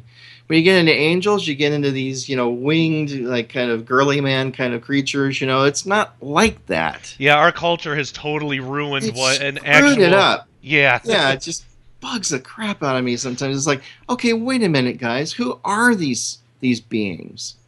They have abilities we don't have. Mm-hmm. They can blow stuff up like they did during the time of Sodom and Gomorrah. They can basically walk through walls like the angel did. That it was Peter, I guess. I mean, L.A. talks about this, and until he brought that to my attention, I had never thought of it in that light. I said, that's just brilliant. Yeah, because this angel walks through the wall. Peter's chains fall off. Everyone else falls asleep. Now, we know that through telepathy, which these beings do, let's just say that's a thing they do. Mm-hmm. It's like no big deal. They have this ability. Next. I mean, why do we have to just argue about these facts? Yeah. So anyway, his chains fall off, the doors swing open, and he leaves. Now, when we talk to people that have been abducted, it's the same deal. Their wife goes unconscious. They're lifted off the bed. They're floated through a window. This is what happened to Captain Robert Salas. Mm-hmm. This guy was commander over 10 nuclear warheads in the 60s. He's a very intelligent and honest and trustworthy guy. This is what happened to him. Yeah. This is the same thing happened to Enoch. Yep. That it talks about in the scripture. So, okay, let's make some comparisons now. We have good angels, we have bad angels. They're still angels. They have the same abilities. Some can use it for good, some can use it for bad. Yeah. Some can steal you from your house and your family, not tell anyone you're leaving. That's not what Enoch's angels did. Mm-hmm. They were very respectful. They said, would like to take you somewhere. You're going to be gone for about a month. Tell your family you're okay. Do the bad angels do that? No. They just take you. They just take you. Mm-hmm. They knock out your family and everything else. In fact, one interesting thing was, and I don't want to go too long. I don't know how much time we've got left here, but Oh, we got as much as you want. I whenever I do these, I never plan anything for that whole day. So. well, as you may know, LA and I visited this doctor in Philadelphia who has written books on the subject and who is into a way to use hypnotherapy on patients. Dr. David Jacobs is his name. Yeah. And Dr. David Jacobs is a Jewish man, but he doesn't believe in the supernatural, really. He's very scientific.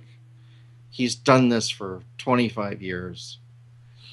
And all the people say the same things. They may not know each other. They come from different parts of the country or other countries. They all say, you know, they were floated out a window. And they're thinking as they're coming up to the window, how are they going to open it? It has a really weird latch, or it's hard to get it open. And they don't, before they know it, they've kind of floated through this window. Mm-hmm. And some have even said it felt like going through a bowl of Jell-O. Some even remember what it felt like. Yeah. Which I think is really interesting. But then they don't remember much after that. All of a sudden there's a bright light and they're in a hallway. Next thing they know, they're on a table getting experimented on. And this is what a lot of them say, the same stuff. So what happens to Enoch? He has two glowing beings enter his room. Before they enter, it says, he gets this feeling of dread comes over him. L.A. and I told L.A. about this the other day. I said, this is like when I asked Dr. Jacobs, is there a sphere of influence over their telepathy?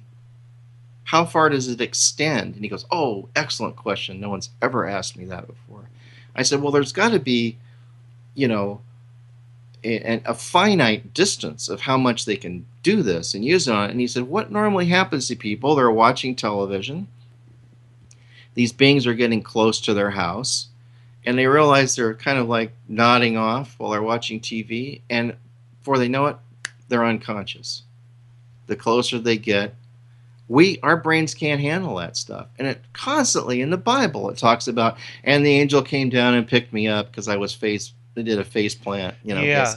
You know, it's because our brains don't work like that. Someday they will, I believe. But right now we're in these crummy bodies and we don't have huge brains yet, and we don't relate to people telepathically.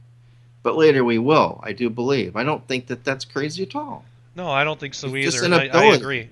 Yeah.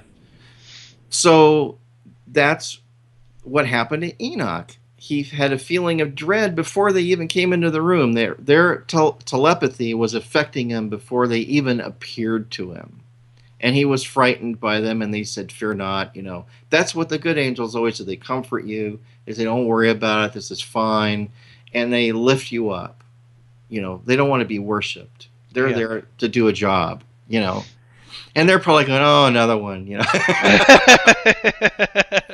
You know, and that's why we can't be afraid of beings like that. But if they're alien beings want to abduct us, then I truly believe you can say, you know, in the name of Jesus, what the heck do you think you're doing in my bedroom? Yeah. You know? Yeah, and that's been a consistent report, too, is that the few abductees who have actually used the name of Jesus, it gets rid of them. They have to bow to that authority. It does. Sometimes it hasn't done that. Roger was asked that question once. Oh, gosh, he was so funny. And he said, well, maybe it didn't work because they were Jewish. The whole crowd roars. And Roger was so you funny. probably have to have, you know, some kind of faith behind it, you know. I think so. I do think so. That's so funny, though. But look, there's a spiritual component to this, obviously, and there's a high-tech component to it. They're both working together. You can't understand one without the other. That's why these people who say, oh, you guys are Bible thumpers, I hate that term. Yeah. It's like because their minds are closed to the historical nature of the Word of God, and they don't even want to study it and see that these facts are in there that we just haven't dug out yet to see, what does this mean? Yep. I'm curious about all these things. I like the stuff about when the death squad comes down in Ezekiel 9 and wipes out everybody except the people that were weeping and sighing. I think that's cool. They didn't have guns. They didn't have swords. They didn't have daggers. They had something high-powered where they could wipe out the whole town in a few minutes. End of story. I mean, that's really wild. That's really sci-fi stuff. That's in the book of Ezekiel. Ezekiel's like a blast. When you really get into it, it's like, you're kidding me. Yeah, Ezekiel's become one of my, definitely my favorite Old Testament book, but maybe my favorite book of the entire Bible. In my book, Cherubim Chariots, I did a whole breakdown of the first chapter because there is so... I've read that chapter over and over again the past 3 years, but it wasn't until I started getting really into quantum physics and stuff that a lot of that started to make sense. Well, And I have to read your theories about that. Yeah, I'm happy to send them to you, but yeah, it's mind blowing stuff. Well, back then in those days, they didn't have like Adobe color palettes to let you choose what color something was. Oh, it's Pantone color number 0905. It wasn't like that. So in those days, it'd say it was like the color of an amethyst, or it was like an onyx stone, or all this. So they give the idea that a beryl stone is what I believe Ezekiel referred to this thing that he saw. Yeah. When you look up beryl, and I looked it up on Google, there's many different shades and hues that beryl stones can be, but the most popular one is silver gray. Yep. Oh my gosh, it's like, what does that sound like? Yeah. It was the color of a beryl stone. It's amazing. Yeah. It's one of the weirdest, most awesome books, and how much it connects to Revelation as well. I do want to ask you about Ezekiel and UFOs, but before that, I don't want to get you too far off track of the read of quick writing thing. Oh, yeah. Well, I'm sorry, I didn't answer that question yet. I had to get into where Enoch was abducted, and so he was allowed to look out into eternity, it says in that book. We don't only can imagine what he might have seen. It must have been cool. Yeah. That's a really crazy book. I mean, do you know about the part about the freeze mist they sprayed on his face? Oh, yeah, yeah. I mean, when I read that, I thought, what? An angel comes over because God was emitting so much heat and sprayed his face to freeze his face so he wouldn't get burnt. Yeah. I mean, that's just, Angel's got the aerosol can, Just a minute, hey, you guys got any more of that freeze mist back there on the shelf? It's like, yeah, just 1 minute. This being comes over with like 500 eyes. Here you go. I mean, this is so cool. Yeah. Anyway, I mean, that's in the book of Enoch. I mean, it's like, who would have thought something like that up 1,000 years? Well, what? I guess it was 500 years before Christ when the book was written. Something like that. So anyway, God commanded one of the angels to hand Enoch all of the best and most comforting books that he might copy them. Well, he gives Enoch 360 books. Now, we don't know if they're scrolls or actual books or what. The Bible doesn't really tell us that, but... And hand to Enoch the reed of quick writing. Because he needed some help to get through. So he had to basically transcribe all those books to take home to give to Methuselah. I mean, that's what it says. And I'm making this stuff up. So you go, well, I wonder what that could be. Well, I've got one of these little hand scanner things. It's about this long. It's battery operated. It has Wi-Fi. You just wave it over something and it scans it, right? Yeah. I mean, could that be what he had? I don't know. Had to be something, because if he only had a month, 300 some odd books to go through, that's like 30 books a day. Well, yeah, I mean, it would be a task just to scan that many books, Yeah. right? I think that's what it was. It was something that basically copied it, and then they printed it out for him or something. I don't know what they used. Must have been cool. Yeah. But he brought all those books back. Now, we don't know what happened to them. We know that he gave them to Methuselah. Methuselah died just before the flood of Noah. I don't know who those books were handed over to, or if some of them got destroyed in the flood, or I just don't know. The Bible doesn't really tell us about it, but maybe some of them survived. Kind of like Adam's clothing that God. Yeah. That's another really interesting thing. In some of the Jewish texts, it talks about the fact that Ham, one of the sons of Noah, took that. I mean, they took it on the ark with them. Yeah, I think that's from the book of Jasher. Right, exactly. Yeah. And it said that Ham gave it to Nimrod, who, as we all know, was the guy that was most in charge of the Tower of Babel. Mm-hmm. And when he wore Adam's vesture, it gave him more power. Yeah. After Yeah, that, I don't know what happened to it. Yeah, I've looked into that too, and I've wondered if that's what, if the interpretation from Genesis that he became a giant, or if he became Nephilim, if that's the correct interpretation. I wonder if it was those skins that did it, and if so, like how that whole thing works. It's amazing to think about. Well, it is, and then you wonder if God himself actually made it, or if he had an angel do it, or because God is so powerful, it's like if he even comes close to something, it's vaporized. So it's like I don't know how, and not that I'm doubting that he couldn't do that, but it just seems like that's kind of like a chore for one of his assistants. Yeah. But maybe he blessed it in some way. I don't know. The coolest depiction of God I've ever read was from the book of Enoch, the second book of Enoch. I just read that and go, wow, you need to make a movie about this. Yeah, no kidding. It'd be a $400 million movie. It'd be just like really incredible. Yeah, I agree. Yeah, and going back to Ezekiel, there's a lot of cool descriptions in there, and I in that presentation, I really like this connection that you made. What might UFOs have to do with Ezekiel 9 and the bubonic plague?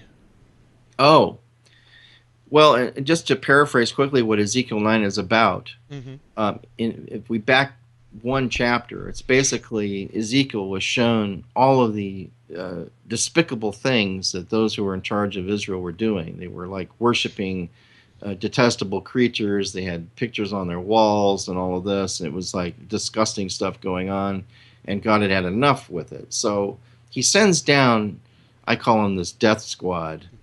I don't know if they were wearing all black or what. I don't know if they had like laser weapons or pulse weapons. I'm sure it was something really high tech, though. Yeah. It was something that we don't have today still, unless it's being worked on in Black Ops and we don't know about it. So it was only a handful of guys, maybe 6. I can't remember the actual number from Ezekiel 9, but it's in there. And then he sends down this other guy dressed in linen that had what they called a writer's kit. Now, we don't know if this is an iPad kind of device or what, but basically this guy was putting a mark on the foreheads. Now, this is another really pregnant thought. The whole mark on the forehead thing, we know that in the last days, people will receive a mark on their forehead or on their hand of the mark of the beast, right? Right. This is another great example of how Satan always imitates everything God does. Yeah, it's like he has no creative on his own. He has to do what God does. Oh, that's a great idea. That's what we'll do. Yep. Okay. So anyway, the mark on the forehead that this guy put on people were on all of the people who wept and sighed over the injustices that were going on in Israel at the time. I thought, wow, that really says a lot. It's kind of like today when you read about what's going on in D.C., you just go, oh, I can't believe they're doing this. It's like, yeah, where's the honor? Where's the courage? Where's the original Constitution this country was built on? And it's some people are getting really super mad of what's going on, and others are just like, you feel like shedding tears over what's happening in this country. Well, this is what was happening in Jerusalem at the time. So all those guys who were like that and exhibiting those feelings were given a mark on their forehead, and they were not killed. It saved their life. Everyone else, though, was killed. Boom. And the weird thing was, it goes on by saying that the bodies were thrown into the courtyard of the temple to basically desanctify it. They piled all these bodies up, must have been hundreds of them. Yeah. And another weird thing happened. This is the only time I've ever heard this. In those days, in the Holy of Holies, there was this pillar of cloud, or there was this aura or light.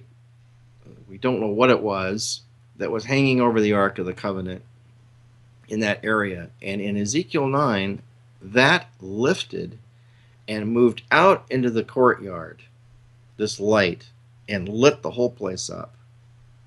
Now, this was not incandescent light. It had no light source. It was a light of a type that we read about even during creation. And when I've talked to Glazerson about this, Rabbi Glazerson, about the light that appeared, let there be light. It was not the sun. Right. We're talking about that. The sun we didn't even have a sun yet. Yeah. According to Genesis. And Glazerson goes, yes, it was a different kind of light, he said. But then every time we read about these crazy interdimensional shifts that happen in Scripture, there's this light that somehow appears. And I'm wondering if it's a scientific fact that when there's a rip between dimensions, it lets this light through. Yeah. And maybe that's one of just a physical manifestation of what happens during that event. I don't know. But God apparently during creation wanted some light to work with. And knew how to do that. Oh, I'll create some light here. Boom. Now I can see what I'm doing. Okay, we'll put the earth here. However he did it, And I'm sure it took time to do all of it. People think, there. And then there's so many theories. Well, the earth was created in 7 days, but maybe it was 7,000 years, that kind of thing. Right. We just don't know. But we need to examine what these scriptures say. Anyway, it all gets back to the read of quick writing and angels and angelic technologies. This gets into the other aspect of missing time. Mm-hmm. Anytime you're around these beings, if they're in a craft, we know there's something going on there. Gary Sterman's UFO experience. Yeah. Very interesting. Yep. For those who haven't seen it, it's in Watchers 5. When we interviewed Gary, one of the very interesting things that happened to him was he had problems. He was flying a Cessna, and he had a electrical failure, but he was flying on just the magneto, so his engine would stay running. And all of a sudden, this ship appeared in the distance and moved closer and closer to him, and it was a craft.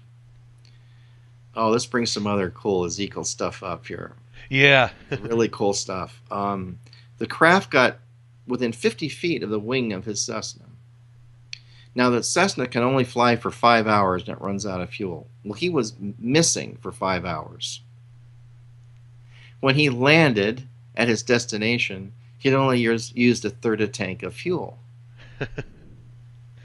So he was part of that whole missing time component again. Yeah. So I'm saying, I'm just postulating now without getting thrown out of the church by somebody.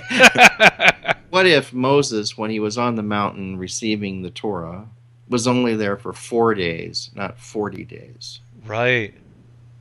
Now, no one can survive for 40 days without food and water. Mm-hmm. But he didn't eat or drink. You could for 4 days, especially if such cool things were going on, you wouldn't really think about eating. It's like, wow, do that again, Yeah. Like me, it's like, how did you do that? How does this work, And then God walks by for you. I mean, it just must have been just the coolest experience, and we don't know the half of what happened. So he walks off the mountain, and they're making the golden calf, and they've completely corrupted themselves and everything else, and he's going, what the heck? And he gets mad and crashes the Ten Commandments. Now, If you were gone for 40 days, maybe you'd think, okay, they really screwed up. Yeah. If you thought you were only gone for 4 days, and then Joshua goes, no, man, you've been gone 40 days. He might not have found that out right away. Bible Oh, just doesn't wow. say. Wow, that's so cool. I never thought about that before. That's amazing. Yeah, if time is running 10 to 12 times faster on the mountain than it was around the mountain, Yeah. this is probably why they didn't want people to go up onto the mountain and do all of that stuff. In fact, in some of the Torah codes, isn't this interesting stuff? I just can't hardly stand it sometimes. This makes some of it kind of real for me. But in one of the Torah codes, it talked about Israel being 12 miles from the mountain. And they were still begging Moses to ask God not to speak to them. Because it was just like making them jump out of their skin, literally, every time it happened. It was just like incredible. I think I would have wanted to lay out on the ground just to feel the vibrations, Yeah. But I've heard other ancient texts say that when God spoke to Israel, that they couldn't, your physical body can't take it. Your spirit jumps out of your body collapses, and your spirit's kind of floating above, listening, and then it goes back into your body again afterwards. Oh, wow. That's why they didn't want it to happen anymore. It was just so traumatic for them. Yeah. That's what I had read that was actually going on. Huh. Wow, it's amazing. So all this stuff, the Bible is the most sci-fi book there is. Yeah. And yet it's talking about actual events that actually happened. Otherwise, why would there be rabbis still adhering to the Torah, putting a crown on the Torah scroll and bowing to it in their synagogues? That's what they actually do. I've been there when they do it, and I'm going, hey, guys, this is just a book, But they look at it as being the Word of God, literally, like God is standing in front of them almost. I mean, they look at it with that. In fact, I think the Torah is sometimes studied in Jewish circles to such an extent that some of the other scriptures are rather ignored or not taken as seriously. I think this is why sometimes like Isaiah 53 is ignored, or Zephaniah 12 is ignored, or some of these other things that are really pointing to Yeshua, they just don't adhere to it because the Torah is the only thing that matters to them. Yeah. So we have to try to understand why they think this way, and after spending years with them, I'm starting to understand a little bit, and occasionally I'll mention some things that I think are interesting, but it's not to be preachy to one another. I want to hear what they know because I don't know what they know. Why they, I want to understand why they believe what they believe. Yeah, I completely I can completely relate to that. I want to know the same stuff. Yeah, it's interesting. Yeah. So Ezekiel 9 lays out this really weird, super weird encounter, and then in that presentation you made a super interesting connection with the bubonic plague and even UFOs. Well, what happened during, I got to studying it, and somewhere I had heard that there were these beings in black that appeared during the bubonic plague that were holding weapons. And I'm going, and I'm flipping Ezekiel open. I'm going, it's like repeat of history here. Yeah. So in the 1500s in Brandenburg, there was like a dozen of these guys wearing black, carrying what looked like scythes that were going through an oat field and swinging them around, making hissing noises, it said, the people that heard it, saw it, but no oats were being threshed. So they were doing something. And then a very pungent smell came up through the town, and people started getting the plague.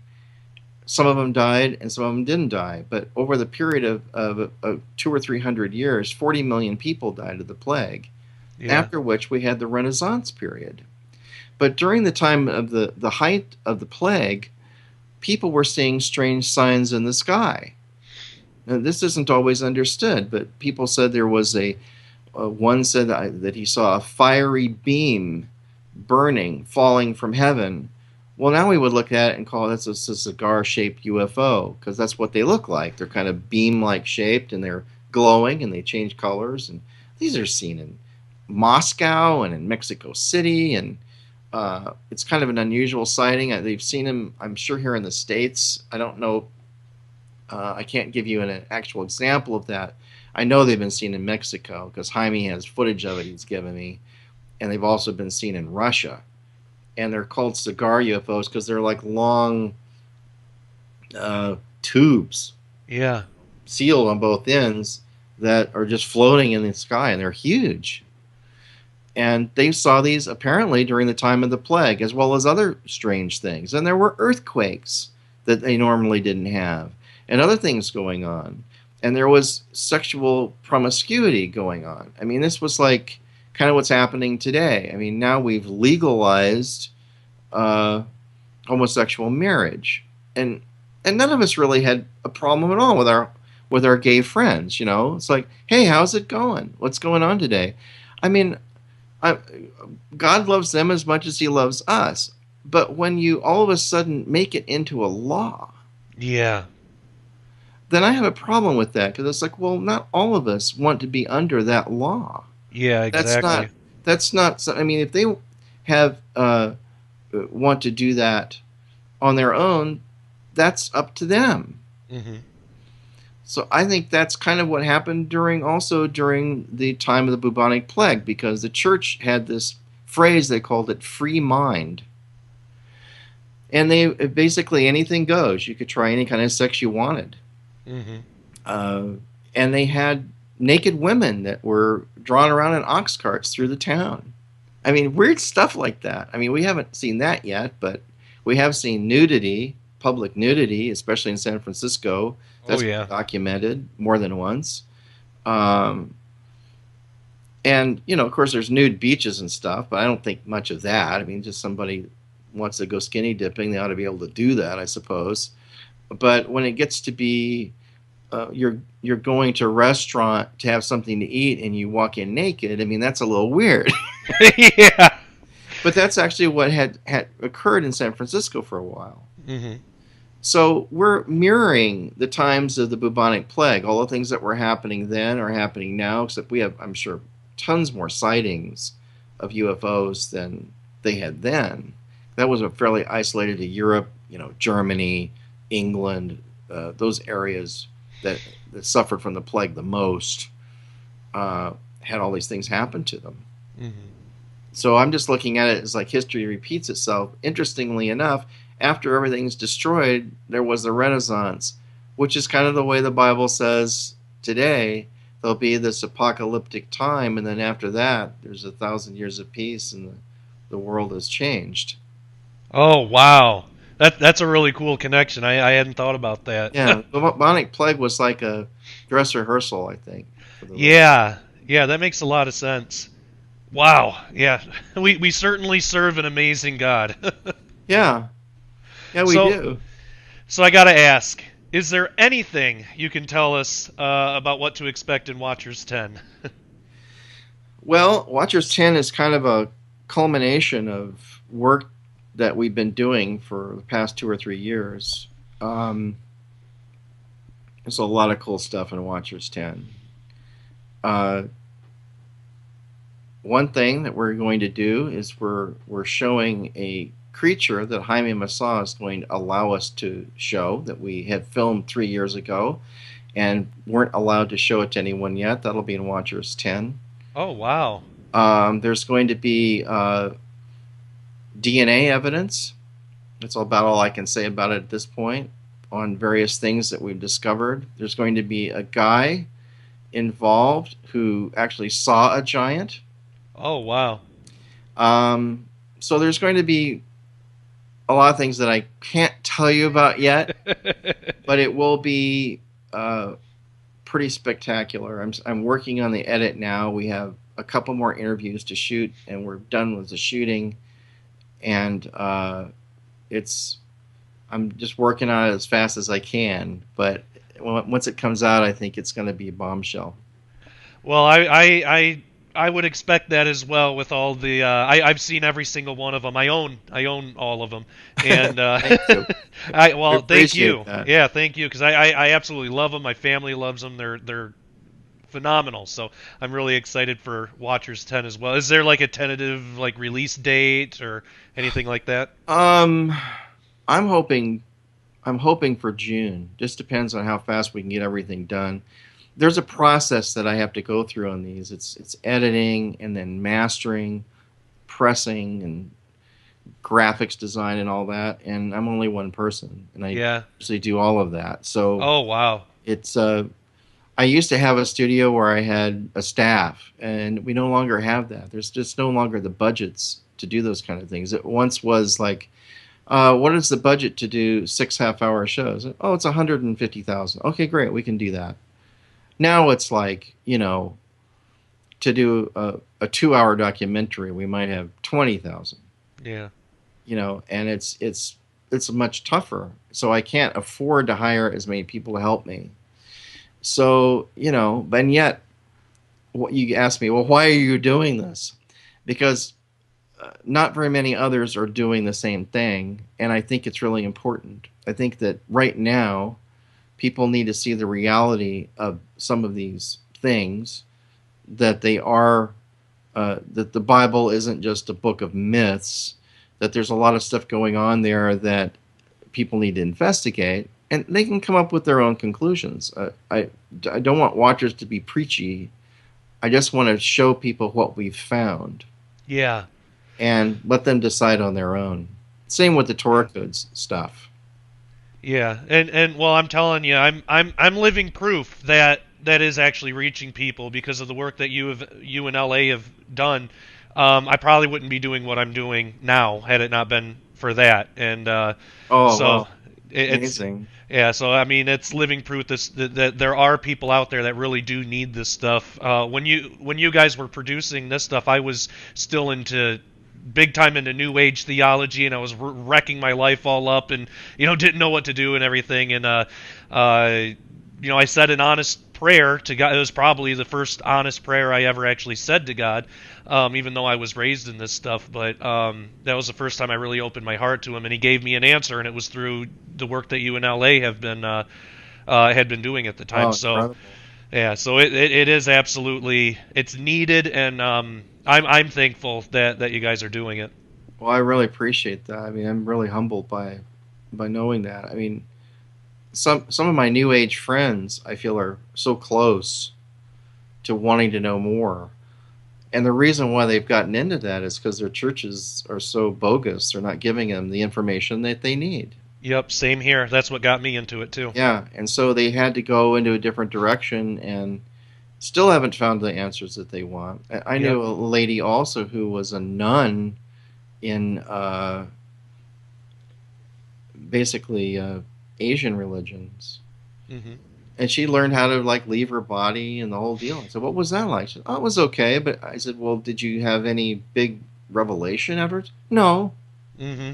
Well, exactly. Did you have anything life-changing? No, not really. Exactly. And I'm going, wow. So there's, what we're stumbling on here in Scripture is really life-changing. Yeah, it is. And it's opening up stuff you wouldn't be thinking about. Yeah, that's cool that you bring that up, because I can relate to that as well. My area of New Age, I was really into astral projection and remote viewing. That was because since I was a kid, I dealt with what's called sleep paralysis. But right. Yeah, it was like demonic attacks, though. And they were, when these attacks would happen, sometimes there would be physical evidence left behind that there was something in the room that wasn't me. Either something knocked over or something moved out of place that I didn't do, or there were these little things. But the church didn't. I never really felt comfortable. I told my mom about it, and she didn't really know what to do about it either, and because she was having similar things happen to her, and I never really felt comfortable talking to anybody in my church about it, because I knew, I knew I wasn't. Sleep paralysis? Yeah, because I believed that, and still do believe that they were demonic attacks. I think the actual sleep paralysis itself is a medical condition. I think that there's a medical reason, but I think that I think there's two kinds. Yeah, me too, exactly. Mm-hmm. And but I knew that if I in the church I was attending at that time, if I were to bring that up, most people would think that I was just having bad dreams or something, and I just knew it wouldn't. So I didn't know anything about spiritual warfare or anything like that, and I certainly wasn't getting any answers. And also, I was really prideful at the time because I thought, well, I've been raised in church. I know everything that's important that's in the Bible, and there's no answers there. Sure. But I didn't know, because we never really got into Old Testament stuff. We never really got into anything like that, so I really didn't know anything. Right. So I had a friend at the time who suggested she was into New Age, and she said, "Have you ever heard of astral projection?" I said, "No, what's that?" And this was after I told her about some of the stuff that I was going through, because she was really receptive to it and she believed me. Yeah. And so she said, well, astral projection is basically, it's like a meditation technique where you can leave your body. If you're able to do this, maybe you can get away from these things or have some kind of defense or something.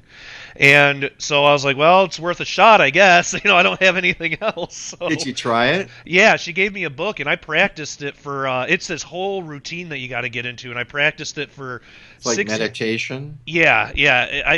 I even became a vegetarian for this because, Wow. Yeah, in the book it said that, like, if you don't eat meat, it helps. I don't know, but I worked on this whole thing for like 6 months, and finally, and I don't usually get into this because, still I'm always kind of afraid that I won't be believed, but, I know that you believe in this stuff too. But I've heard it from too many other people. yeah, after 6 months, it finally did, like, happen. And, I mean, it was the first time was real brief. It was only a few seconds, and I didn't have any control over where I was going, and nothing spectacular happened, but the only thing was, I was living at a friend's house at the time, and, like, I went downstairs and I was able to see who was there. And from my vantage point upstairs, like, I wouldn't have known, like, who was down there. So it was over in like 3 to 4 seconds, and I went downstairs once I was, like, back in my body, and exactly what I saw, out of my body was the exact setup down there. And I had been up in my room for hours, so there was no way that I would have known that. So over the next few years, I just kept it offered no help whatsoever for the sleep paralysis thing because of the type of concentration and meditation that it takes. Like, there's no way. Two different things. Exactly. Yeah.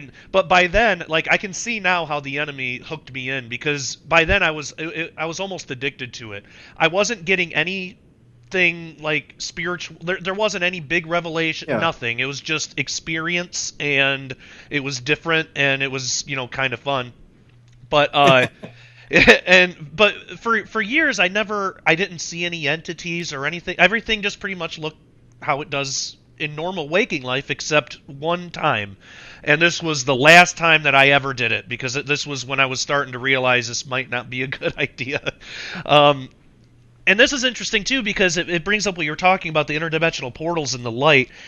So every time that I had done this dumb thing, I never saw anything spectacular. There was one time I thought I might have saw something in my kitchen, but it was so quick, I don't know. But so my wife and I, we had just gotten married, and I was still into all this New Age stuff, but I was dealing with a lot of spiritual attack, like more than ever before. And I wasn't putting two and two together that maybe it was because of the the stuff I was into. But so this one time I was meditating and stuff, left my body, and I went outside. And I saw something like I never saw anything like this before. Like I lived in a trailer park at the time.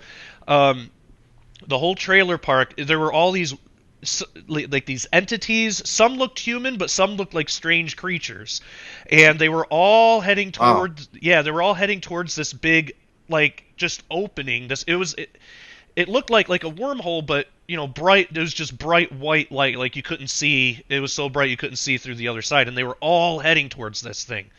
Wow. And yeah, and this was like, okay, this is weird. I've never seen anything like this before. And so there was a group of 5 or 6 or 7 of them that were kind of close to me. So I went over there, and, like, to me it wasn't. It didn't really feel as spectacular as it probably sounded. Like, to me, it would be like if I were to go up to a group of people at the grocery store and start talking to them, or like that's all it felt like. Like, it didn't feel like, it didn't come across as spectacular as it probably should have at the time. But what you're saying reminds me of the experience Danny and Brinkley had. I mean, he wrote a book, Saved by the Light, where he was hit by a thunderbolt through the phone, welded the nails in his shoes to the floor, and he was like clinically dead for like 30 minutes. And during that time, he had this experience. But one of the things he often says, and there's like a bit of a schism, I guess, between his views and Howard Storm's views of the near-death experience. And the only reason I bring this up is because what you're talking about, leaving your body and going to another place, is something that has become far more tangible to me after listening to these near-death stories. But basically, Danian says, there is no death. He just basically says, there is no death. You're either here or you're there. right. And it's very much like what you're describing. People just don't believe, although I think more people are starting to believe that what you're saying is reality. Oh, and a few years ago, remember the organist by the name of Virgil Fox? He was an entertainer in the 70s. Oh, yeah. He played like all these huge organs. He traveled with a giant Rogers electronic organ, a huge 4-manual one. And he did Bach and all sorts. And he had like diamond-studded shoes, and he'd dance on the pedals. And he was really an entertainer. He was really, really good. And he once, at one of his concerts, talked about that he was doing astral projection. Mm-hmm. So, I mean, here's like this guy who's a famous organist that is basically doing the same kind of deal. That was the first time I'd ever heard of it, because that was a long, long time ago. But evidently, it's a real thing. I tend to believe you. Yeah, it is, and it's not, just for those watching, I don't recommend it. It like I said, it about ruined my life, and well, I'll get into why. But it's like opening a doorway. Yeah, and what I learned was every time I did it, it was punching another hole through that other things could come in. Well, what had happened was, so I went up to this group and I wanted to know what was going on. Who were all these people or entities, and what were they heading towards, and what was the whole deal? So I went up to them to ask, and they kind of they kind of brushed the question off, but they were really interested in me, and they were like, oh, are you basically like one of us? Are you from somewhere else? Or basically like, what are you, kind of? And they're real interested, really polite, and they speak, or what? I mean, these are people that you saw during your experience. Yeah. This is when I'm out of my body, and was it telepathic? No, it was like they were actually talking. Talking to you. Yeah, it wasn't any telepathic thing, but they were like talking just how you would normally. And at first, I wasn't put off by it at first, but I just thought, oh, they're really and I said, no, I'm a normal human being. I'm astral projecting right now. And they're like, oh, okay. And then this is where it got weird, as if it wasn't weird already. But one of them said, well, if you ever need help getting out of your body, you can ask us, while you're meditating, and we will help you. And that rubbed me the wrong way. Like, there was something that they have to ask for permission. Yeah. Even though like they were being like, from what I would perceive as really polite and really nice about it, and just friends wanting to help, right? But there was just something that really didn't feel right about that, and so I was like, I don't know. I think I'm just gonna go back now. And they're like, okay, see you some other time. Just so wow. I went back in my body, and then the next time, it was like 2 or 3 days later, I wanted to try it again just to see if I was gonna see anything crazy like that again, because that was the first time I'd ever seen or had any interaction like that with something from over there. And I tried and I just couldn't do it for some reason. I could not lift out of my body or anything. And then I had this like inner temptation / reminder about what they had said. And I mean, I was actually tempted, but thinking of doing it. Yeah, to like ask them for help. But I couldn't bring myself to do it. There was too much of my Christian upbringing that it was just too much like praying to demons. And I wasn't at this time. I wasn't even thinking of them as demons because they were nice. So I thought that maybe I didn't really think that they were like godly angels either. I thought that they might have just been something else that God might have created and not told us about, and maybe they were fine. I didn't really know what what to think about it, but So I would be concerned if they're asking for permission. Yeah. So I didn't. That's like the Black-Eyed Kids. Yeah. That was something that really struck me with that in what was it, Watchers 5 or 6? Yeah. 5? Yeah. That was something that really struck really me. happened to people. Yeah, and it was kind of like that. Like there had to be some sort of permission. So Let me in. Yeah. So I decided not to do it, and I just decided, well, I just won't astral project today, and I went about my day. Well, right after that, like maybe the next day, Christina and I had demonic attacks like never before, and I mean we were getting, and it was like that for for maybe a month. We actually had a roommate at the time who was a complete atheist. I never told her about any of this stuff that I was into. I never, every great once in a while I'd, say, hey, have you ever read the Bible? She just wasn't into it. Like, so we never talked about anything spiritual. She's a complete atheist. These manifestations were getting so bad, she was seeing stuff, and she would actually tell me that she was seeing like glowing orbs in like from her room or from the living room that would like flash in and then zoom into me in Christina's room. Christina and I were getting we were both getting sleep paralysis, but we were seeing the same types of things, like the same entities. The entities that we were seeing, they weren't just shadow people like what I was used to, because before that, every time I would get sleep paralysis, if something appeared, it would be like what's called shadow people now. These were way more solid, way more like realistic looking. It wasn't a shadow. It was like a physical, like almost alien-like. It was... I don't want to go as far as to say that it was an alien because the orbs you're talking about. Well, there was the orb. This is different. She saw. I didn't see the orbs. That was the atheist roommate that saw the orbs. But what me and Christina saw was more like actual humanoid, like almost like. Oh, not. See, I don't want to say that it was like a gray alien or anything because it wasn't like that. Was it like a glowing humanoid being? They weren't glowing. They've had sightings like that at Ephod Ranch. Oh wow, yeah. These weren't glowing. They were. The only way I can describe it is to say kind of like the gray alien figure, but it wasn't like that. It was they like the skin. Okay, the one that I saw right on our bed, and Christina saw this too. She didn't tell me until the next day, and I realized it was the same thing I saw. It was like average height, like 5-6 feet tall, gray skin, really spindly arms and body, but its head, it didn't look like a typical gray. It almost looked more reptilian, the head, but it was still gray skin. There weren't scales or anything like that. Smaller eyes. Yeah. The eyes were like ridiculously small. Huh. So that was one, but it had a really big mouth, like big mouth and teeth. The other one, this one was actually knocking stuff over in our room. Christina and I both woke up, and there was this little thing, like maybe about only that big, that tall. It was only a few inches tall, and I didn't get a real good look at it just to see that it was kind of humanoid in shape, and again, it was really like thin and spindly, but it was jumping all over the room and knocking stuff over. And that, I have never been so scared because I didn't know what it, I still don't really know what that was. I've had J.C. Johnson on my show before, and he talks about like the little people.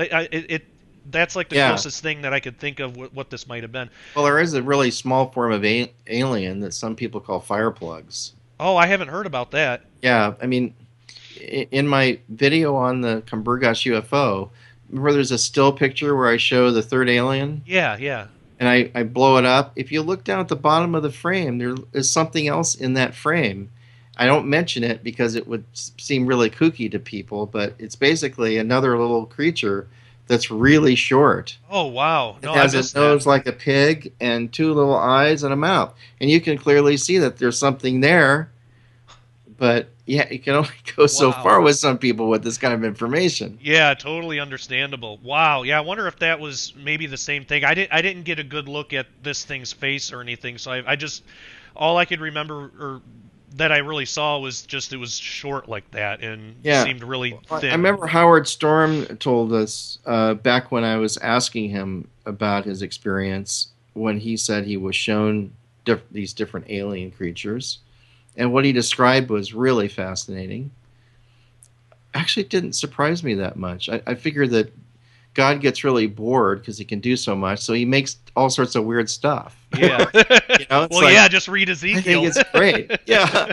So anyway, he said, but there's all these other dimensions that he mentioned, and it's all sharing the same space we're in, and there's the very thin fabric between these dimensions. Yeah. There's so much space between atoms that they all are intersecting, and we don't know how many dimensions that there are. Hmm. Actually, I mean, we know there's at least 10. I think what's interesting in the book of Enoch, that's where Enoch saw God, was on the 10th level, Yeah.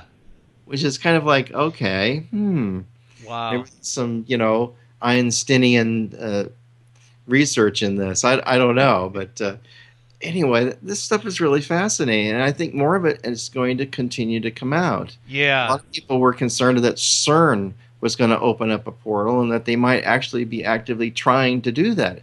intentionally. Yeah, Tom Horn's done a bunch of research on that, and I have too. He and I are actually working on a book right now about that very thing. Yeah. But yeah, it's mind blowing. But yeah, so at that time, Christina, I mean, we have never been attacked like this before. There were times where we would hear it would sound like a bomb went off in our bathroom, and we'd go in there and nothing was moved, like everything was totally fine. And this was every day. It got so bad that Did you hear voices or anything like oh that? yeah, all the time. And Because I know this woman in town who's a lovely lady, and she's a CEO of a film company, Mhm. and she's very smart. And she had a really beautiful house near Burbank, and her dog would act really strange, would just stare at the wall for no reason. Mhm. She'd go to bed, and she would hear this voice, "Get out." Oh wow. And this went on, and it freaked her out. So she moved out. She rented the house, and some other folks came in, and they left after a month. And they told her, "Did you know your house was haunted?" They wouldn't stay there any longer because they were getting the same kind of thing. So there Yeah. could be, normally, from what I've heard, if it's doing that, there's really a lot of entities Yeah. in that house, Yeah, we got not that. just one. We got that sense too, and I started to realize, and I still don't have any way that I would like know this. It was just more of a feeling or more of a, but I just got the sense that the entities that were attacking us it was that same group that I had talked to, and that they were upset that I didn't, take them They up on latched their. on to you. Yeah, and I felt like that was the reason that this was happening. It got so bad that me, my wife, my roommate, and her son, when he was there, we would all just sleep in the living room together and camp out on the floor at night because we couldn't. It was just so bad, and I had no idea what to do about it, and so that was when I finally prayed honestly and asked God to show me, what do I do? Because I'm ruining my life, I'm ruining my family's life, Sure. I have no idea what to do. And it was like the next day, I had just happened to turn on the TV, and L.A. Marzulli was talking, and I'd never heard of him before. Really? Yeah, he was talking about one of the Watchers DVDs, but he was talking about alien implants, which at first that really struck with me because I was like, oh wow, there is an actual biblical, answer for that question that I've had since I was a kid. But then he was also talking a little bit about like he had some background in New Age and a little bit about spiritual warfare and stuff like this. Yeah, you And did. yeah, and it blew my mind. So like that when my wife got, I had recorded it on the DVR, and when my wife got home, I said, you have to watch this. So we watched it together. It made us get in the Bible. Like for the first time ever, we were actually reading the Bible together, and we started at Genesis 6, and we neither of us had ever heard of any of this before. So eventually, I had ordered all the watchers that were available at that time. I think there might have been 3 or 4, and we watched them all. I had all of LA's discs, like the lecture series, and I think he had 1 or 2 books out by that time. I think right before that happened, he was talking about releasing the Cosmic Chess Match. So it was around that time. Yeah. And so around 2012 or something. Yeah. It was like right before that, and I realized like this is the guy that I got to talk to, because the more that I was looking into this, 2 things were happening. One, I was feeling more and more compelled to write something myself, that's what I wanted to do with my life, which I always wondered, what God had for me or what I was supposed to do with my life, and I didn't know. Sure. But I felt that, but also we were getting more and more spiritual attacks the more I was looking into this. So I emailed LA. I wasn't really expecting to get an answer, because here's the guy that's on TV. What luck am I going to have getting a hold of somebody like that? But he got back in touch with me right away. He actually let me call him on the phone, and I just had really just one question. I said, when you started writing and researching this stuff, did you have an increase in spiritual attacks? Because it's happening to me, and I'm just now coming out of New Age. I just rededicated my life to Christ, and I have no idea what to do. So he gave me a crash course on spiritual warfare. It was just basically use the name of Jesus to get rid of this stuff in every single room, and then he told me about the spiritual portals that he said, you probably have a lot of those open, so if you use the name of Jesus to close those, it should stop.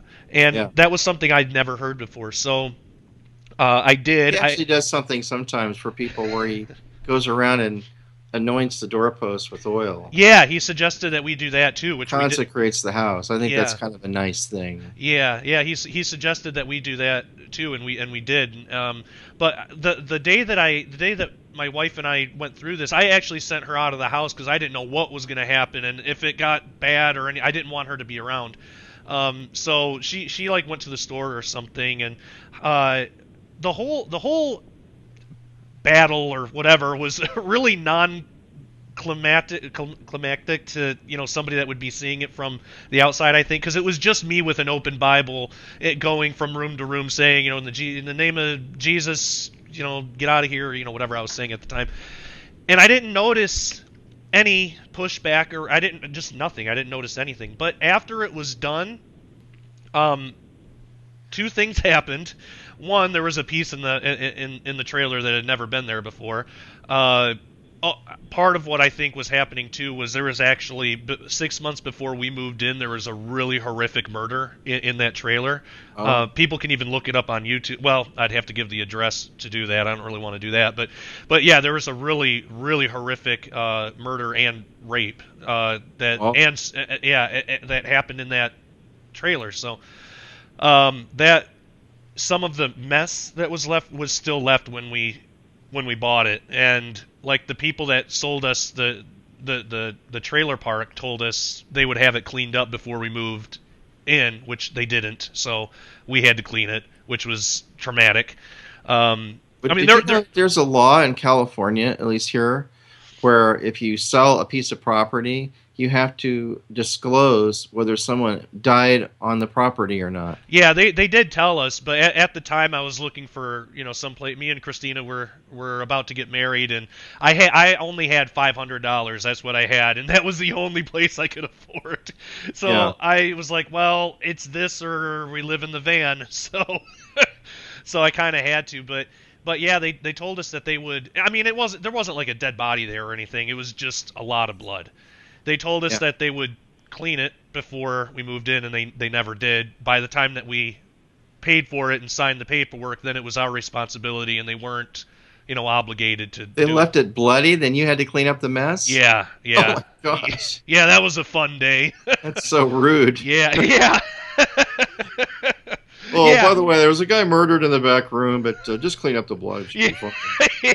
Like, oh, okay. Why did you rent that place?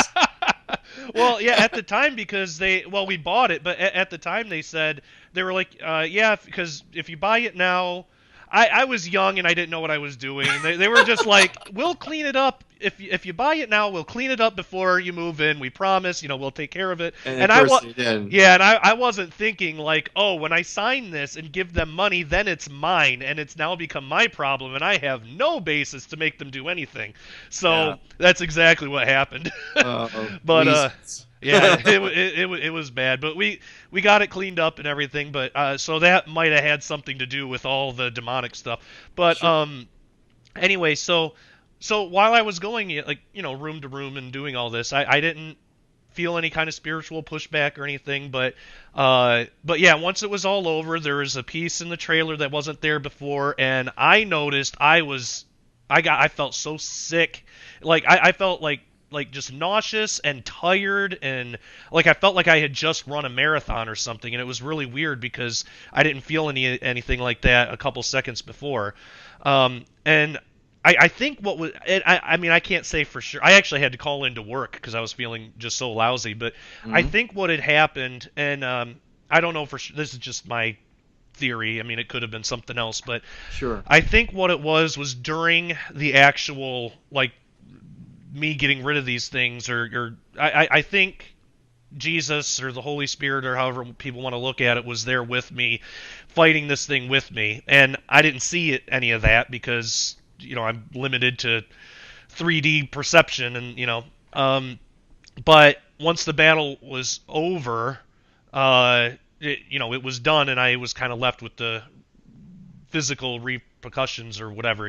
I mean, I that's just kind of what it felt like. I can't say for sure it was anything like, I don't know, but after that we didn't have any more problems. It just stopped. But the weird thing was, after we moved, we sold it like a year later, or maybe a couple years later. We ended up selling it to this other couple, and I didn't really think anything about it, and so we moved, and I gave them our number in case they needed anything. Yeah. So we moved into an apartment, and it was maybe 3 or 4 days later. It was a woman and her boyfriend. The woman actually texted me and asked me if Christina and I ever had any paranormal problems in the trailer. And I thought, because I didn't say anything about any of that. I don't even think she knew that unless she looked it up herself. I didn't mention anything about the murder. Like, I didn't say anything about anything. This is someone that you sold it to. Yeah, you afterwards. Yeah. She texted me after, like 3 days after they moved in, and we were already moved out. And she asked if we had any kind of like paranormal problems in there, and I was like, "What?" Because I'm thinking that's weird. So I was like, "Why do you ask?" And she started describing some of the same things that Christina and I had dealt with. There were crashing sounds in the bathroom. She was hearing audible voices like outside in the middle of the day with nobody there. Her son was getting really scared, just like our daughter was, in the middle of the night and stuff. And so I was like, wow, well, I guess since we're gone, it started up again somehow. Maybe it just went dormant. I don't know how all that works, but it at least was a good witnessing opportunity. So I just laid it all out, and I told her everything that had happened. And I said, if you want this stuff gone, the first step is to get saved and accept Jesus. And she seemed really receptive to it. And I said, then you can cast this stuff out in the name of Jesus. Whether she has or not, I have no idea. After after I laid all that out, I didn't. She seemed receptive to it, but she never contacted me again. So I don't know what to make of that. That's interesting. Well, I know that Jesus talks about having more power through fasting and prayer for something like that. Yeah. A lot of people don't adhere to that anymore, but I think that's probably really good advice. Oh, it is. Yeah, and that can help with the. Sorry. But these things are real. These so-called manifestations do happen to people. People have horrendous situations that happen to them. We talked to a woman who had been at East City Ranch, where they're seeing all these UFOs and entities appearing before people and all that, and sometimes we learn that they follow people home. Yeah. And all of a sudden they're in their bedroom once they get home again. That's why I've never really wanted to go there, just to film as much as I'd like to film what's going on there. I don't know if I want to be that close to it. Just invite that. Yeah. Because those things are real. And then there's also in Arizona, in Sedona, yeah. there's a lot of people that have occurrences there, but yet I've stayed overnight in Sedona with my friend Dan Gordon, who has a lovely home there. He's not into that at all, and there was no problem. So I think you have to. I think a lot of the times these people are inviting that. They want to see this spiritual. They're hoping for something spiritual to happen. They don't have enough understanding to realize that inviting some of these things is not good, what they're opening their hearts up to. Like, I have friends that are into channeling. Yeah. And I've told them both, I said, look, don't you realize that what they're telling you is just to constantly keep you off center? Yep. One of the guys I like very much that's into it is writing me saying there's his guides have told him that there's going to be a big earthquake on Thursday. Of course, it never happens. But he's completely distraught over it and has to go lay down. I mean, he's, this is how they're keeping him off center all the time. And he's finally come to the conclusion that the Christian community may have an answer to some of the things that he's been dealing with. And it has nothing to do with religion. This is what people don't understand. When I read some of the really perverse writings in the comment section on YouTube, especially, these people don't have a clue of what we're talking about. They look at it as all Bible thumping nonsense when this stuff is real. Yeah. Which is why we're doing Watchers. And when you tell me things like this, I really get excited that you were affected by Watchers, which is a great thing. I had a guy stop in a parking lot in front of Walmart the other day saying to me, well, he asked me a really weird question. He said, do you direct films? And no one's ever asked me that in the parking lot. I'm in a T-shirt, I'm loading my car up. And I go, yeah. And he goes, do you work on Watchers? I say, yeah, I do. He goes, oh my gosh. And it was like he'd met a celebrity or something. It was really like, and so I went over and talked to him, shook his hand. I said, yeah, I edit the shows. I shoot them, work with L.A. Marzulli. And he was just like completely blown away. I wish I'd had a Watchers 9 to give him or something. So I'm carrying in my car now in case I run into someone like that. Yeah. That appreciates it, really understands what we're trying to do with it. And he goes, oh, those films have really changed my life. Which really, to this day, I'm always astonished when I hear people say that, because we're just showing all this cool stuff, and it's like, well, I would hope that people would get the idea that this isn't just baloney that we're putting out there. And I guess to some, they really get it. They're really starting to get it, which really gives me a lot of encouragement, because the church has been so dry and dead and dormant and not even wanting to discuss these things, which to me are the coolest parts of the whole Bible. Yeah, same it's like, here. what else happened? Next, it's like, tell me more. Exactly. But instead, we pounce on people getting saved like every Sunday. And while there's nothing wrong with that, you can get into a loop where that's all you do, as if we're supposed to be the ones saving people. Well, we're not. That's God's job. Exactly. All we're supposed to do is bring people to the truth and let God do his handiwork, which I believe he does. In your case, that's what happened. Yeah. That's all we're hoping to do. And that's what we tried to do with the Words Project when we had famous rappers rapping the words of Christ. Just the experience changed their lives. And we never, ever preached to these guys. They were like our friends. Would hang out with Bone Thugs and Harmony. Would go on their tour bus places because they asked us to come along. That's awesome. And Lee and I said, why do you guys want us to be with you? He said, you guys are like our protectors. You're our protectors. That's what they told us. Wow. Which was huge. And we respected them and loved them and answered their questions. That's all we did. And I to this day I love those guys. Lazy Bone, what a terrific guy he is.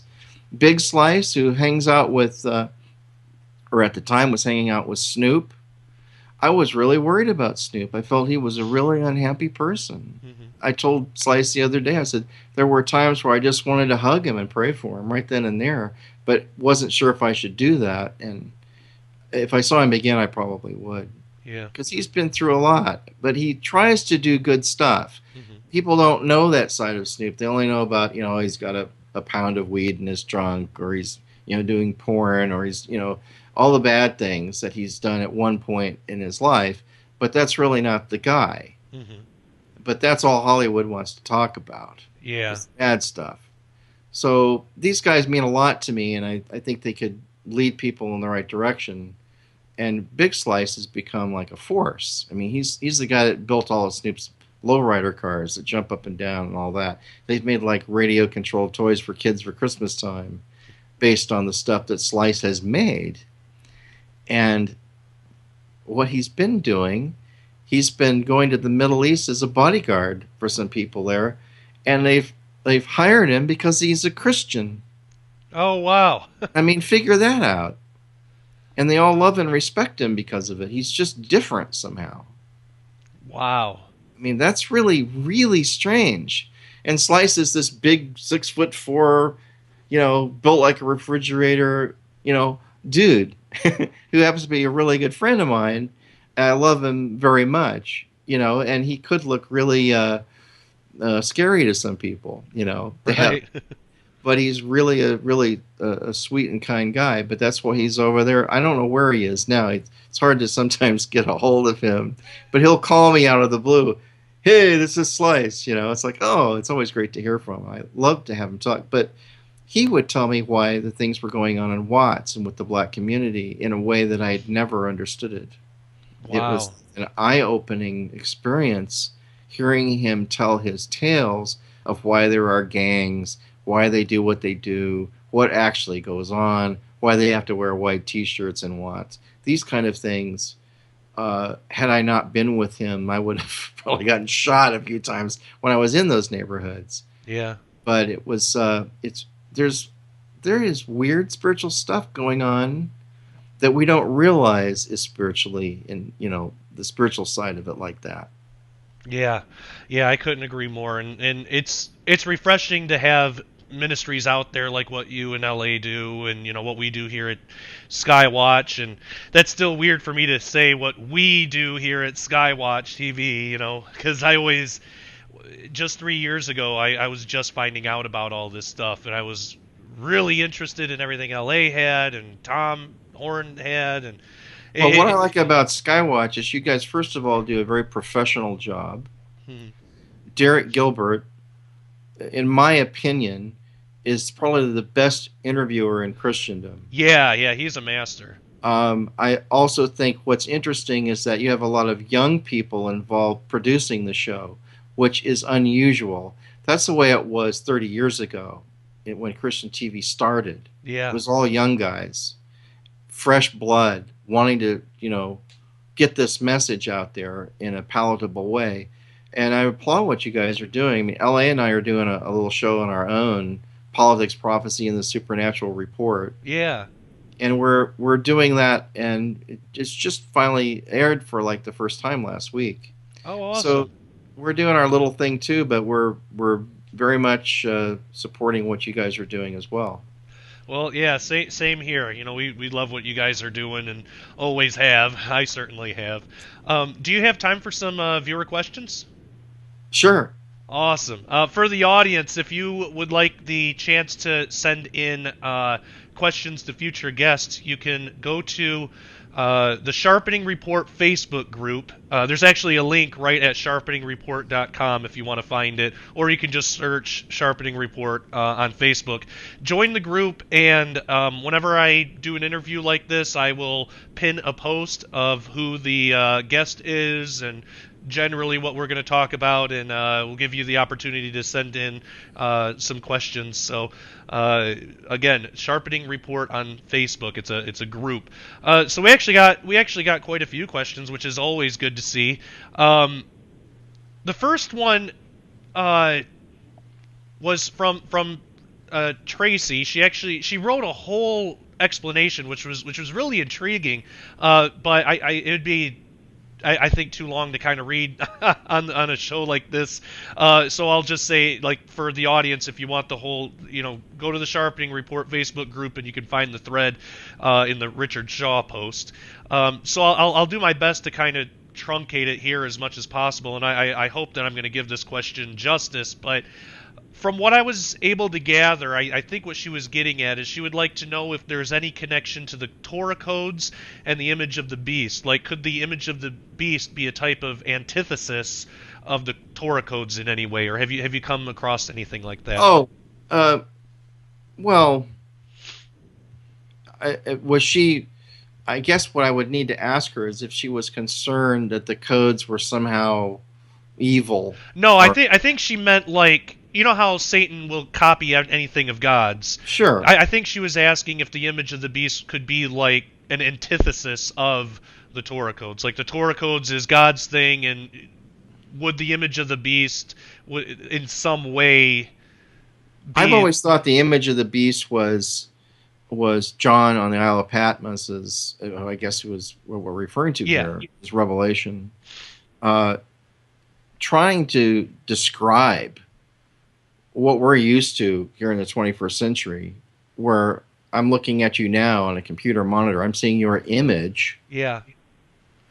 How would you, if you saw video or YouTube in those days, 2,000 years ago, know what the heck it was you were looking at? Yeah. It's an image of this creature. Mm-hmm. The only other thing it might be is some kind of holographic display, Project Bluebeam or something that will make it look real. I mean, what I think is really intriguing, all of the Star Wars movies use that depiction. Yeah. When they have like the evil empire and all that, he appears like from this little device, and you can see him like, as a 3D object. I believe we're probably a gnat's eyebrow away from that happening, where we can have that technology in our homes. We already have 3D glasses and 3D television and all that. But whether or not that's the case, I do believe the image of the beast is some form of technology allowing people around the world to see it. And not everybody's going to have holographic stuff in their homes unless the Lord tarries for a couple more decades and that becomes like the norm. I mean, I wouldn't be surprised, really, though, as fast as everything is happening.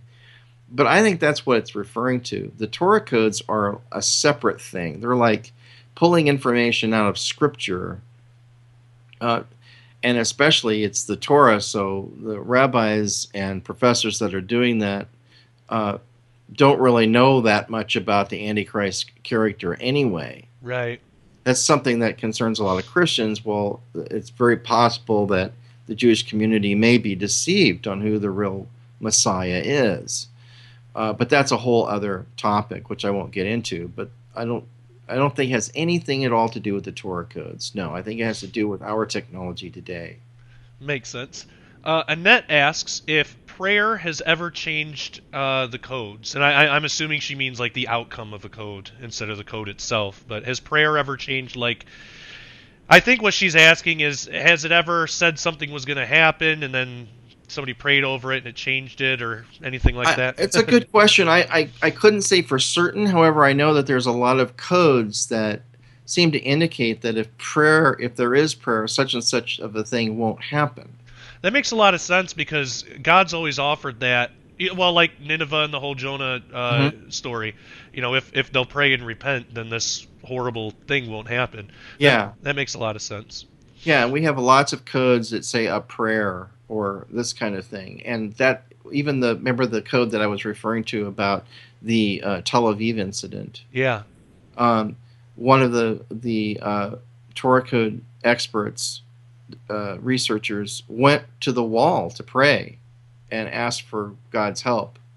And that phrase was in that Torah code table. Wow. A prayer is said, or something like that. And it even said kotel, which is the Hebrew name for the wall. Wow, that's amazing. Yeah. And I've been at the wall many times. You put a little prayer in the cracks between and all of that. I'm usually filming Glazerson or just looking at it going, well, this is cool, to actually be here. I actually feel very at home in Jerusalem now. I've been there so many times. It's Oh like wow. I know where things are, and walking through town. This last time when I was there just a few months ago, we were worried about getting stabbed, you know. And we were visiting the Damascus Gate, and we got off at the landing there, and the next day we learned that the same place we got off, someone had been stabbed. Oh wow. I'm glad you're okay. Yeah, no, we're fine. I'm never scared when I'm there, but Yeah, you have to keep your wits about you. makes sense. Johnny asks if there are any freeware Torah codes programs out there that people can research with on their own. Well, there's no good freeware programs, and there's very little software available right now. It's mostly because of Windows upgrading and the software not being compatible. Oh, okay. We're hoping that will change. There was the Millennium edition of Code Searcher, but the ones that the rabbis and professors use is called Soft Torah. It was designed by Alexander Rotenberg, and we're hoping that there'll be an update from that. There is freeware available for Gematria, however. Oh, If you okay. want to look up Hebrew text and see what the Gematria is, there you can look that up. You can Google that and find it in just seconds. Wow. So that there is freeware for that. Oh, cool. Audrey writes in Hebrew, there are many instances of the word Aleph Tav. I have yet to fully understand their purpose in the Torah, as I'm sure it still is for many scholars. But my pondering is, if they weren't there, would the Torah codes even work? Well, the answer to that is you take anything out of the Torah and the Torah codes wouldn't work. Wouldn't Mm-hmm. matter what it was. Because essentially we're looking at a string of characters. It's like 308,000 letters long, and it's it's basically a piece of software. So if you remove anything from that, then it throws everything off afterwards. Yeah, So nothing would work. that makes sense. Yeah. Audrey also asks, what is your next documentary going to be on? We've had a request to do a Torah Code 2 film, Oh, cool. Messiah Codes. The problem is getting the budget to do it. Yeah. We don't have currently. It's really expensive doing the Torah Code films. It's more expensive doing the Torah Code movie than it was Watchers. Oh, wow. And it's mostly because it's really expensive hanging out in Israel for an extended length of time. Yeah. And then I did Blu-ray encoding because I felt it was necessary. And a lot of people go, well, why spend the extra money? Because what I was trying to show to everybody is the complexity of these tables. And in NTSC or regular television, they're humming and buzzing and they look fuzzy and everything. And I want people to really see them clearly. And the only way you can do that is in high def. Mm-hmm. Or if you're online on Vimeo, which we have a Vimeo site at endtodarkness.com where people can download it. And, so we're suggesting that. But the cool thing was I was able to do on the Blu-ray version is also have stills of all of the code tables that are in the film. There's 41 different code tables, and you can flip through those and study them, Oh, cool. which is kind of nice on the DVD that you can't do just on a stream. There's Yeah. still some areas of the streaming that aren't quite as cool yet. But I will say that the Blu-ray version was pressed and authored here in Hollywood and was done over at Deluxe Labs, the same guys that do, the Marvel movies and all that stuff. So these are really pros that worked on it, but it is expensive. Yeah, I bet. That makes sense. Matt asks, in regards to the alien implants you and your team have recovered, have you ever found any conclusive evidence that this specific technology was influencing patients' genomes, such as rewriting the host DNA markers? That is a theory that we've had. We've thought that perhaps it's easier to change human DNA than anyone really realized in the past. Mm-hmm. I know Roger and LA and I used to discuss that perhaps that happened during the time of the Tower of Babel, that it was a flip in people's DNA that caused a change in everyone's languages. Mm-hmm. And that, there was also another time where people's lifespan was cut down from hundreds of years to just over 100 years for a while, and then it ended up being like 75 years for some people. Yeah. But those could have also been tweaks to the DNA. We don't know how that was accomplished, whether it was through angelic intervention or what. But with the idea of the implants, I truly can't say one way or the other that they're doing that. We think that that might be why they're implanting people, but I think what is probably more likely. Now, this is after several years of studying this and hanging out with Roger and talking for hours about it. I think that a lot of the implants are bidirectional communication with the human nervous system and someone else, an outside agency that's monitoring that person. And there's all different kinds of implants, too. I know people that have implants, one in the center of their brain and behind each ear. Oh, wow. When I talked to that person, and I won't tell you who it was, because I want to keep his anonymity, but he said, they're probably watching this discussion I'm having you right now. Wow. And so I believe that there's stuff going on there where signals are going in both directions, from our nervous system to them and from them into our nervous system. So I think they might be through the connection of these implants to actual physical nerves, which we've documented more than once in Watchers. This is really, there's a nerve, it's attached to this object. We've done EDX analysis on it. We've done SEM analysis, and that's a fact. There's a nerve ending attached to these devices.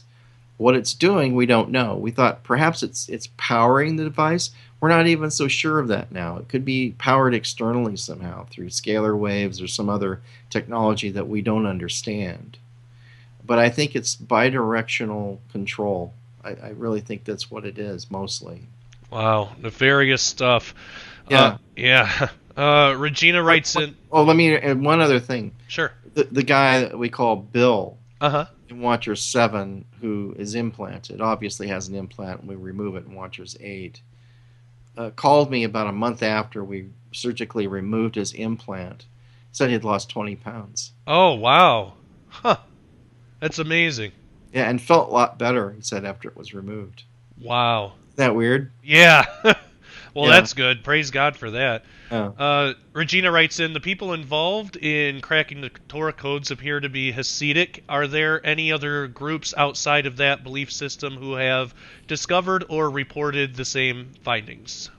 Well, I would call them Orthodox. Yeah. There's a lot of... In the Orthodoxy, they study all of the ancient Jewish mystical texts, those being the Zohar, the Midrash, the Kabbalah, all of those things. All of them have meaning. Glazerson is just a crack up to talk with because he knows all of these other references, which I find really fascinating sometimes. Now, it's not that we take those things as being scripture, but some of them, like the Midrash, I truly believe were like third-party, documentation of what was going on in the time of Moses. It's like, I'm writing this down because this is cool, that kind of thing. Yeah. It was written by different rabbis over centuries. That's interesting. I mean, we have books like that, Christians study. I mean, Josephus. Yep.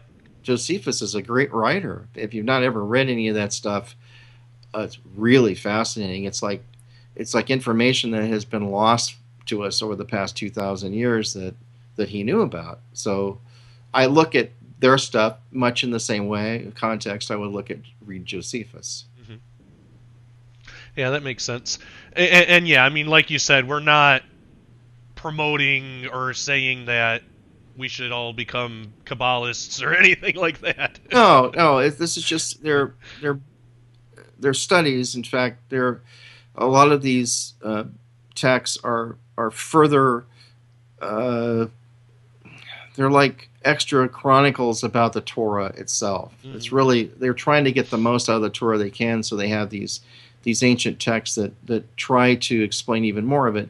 Within the Midrash, it talks about the Ten Commandments as being written on sapphire plates. Mm-hmm. Oh, wow. And that if you held them all up, you'd have the letters floating in 3D. Oh, wow. It's very high tech. I mean, Yeah. I could imagine that being possibly the way it was. Sure. But that's what you read in some of these texts, extra information like that.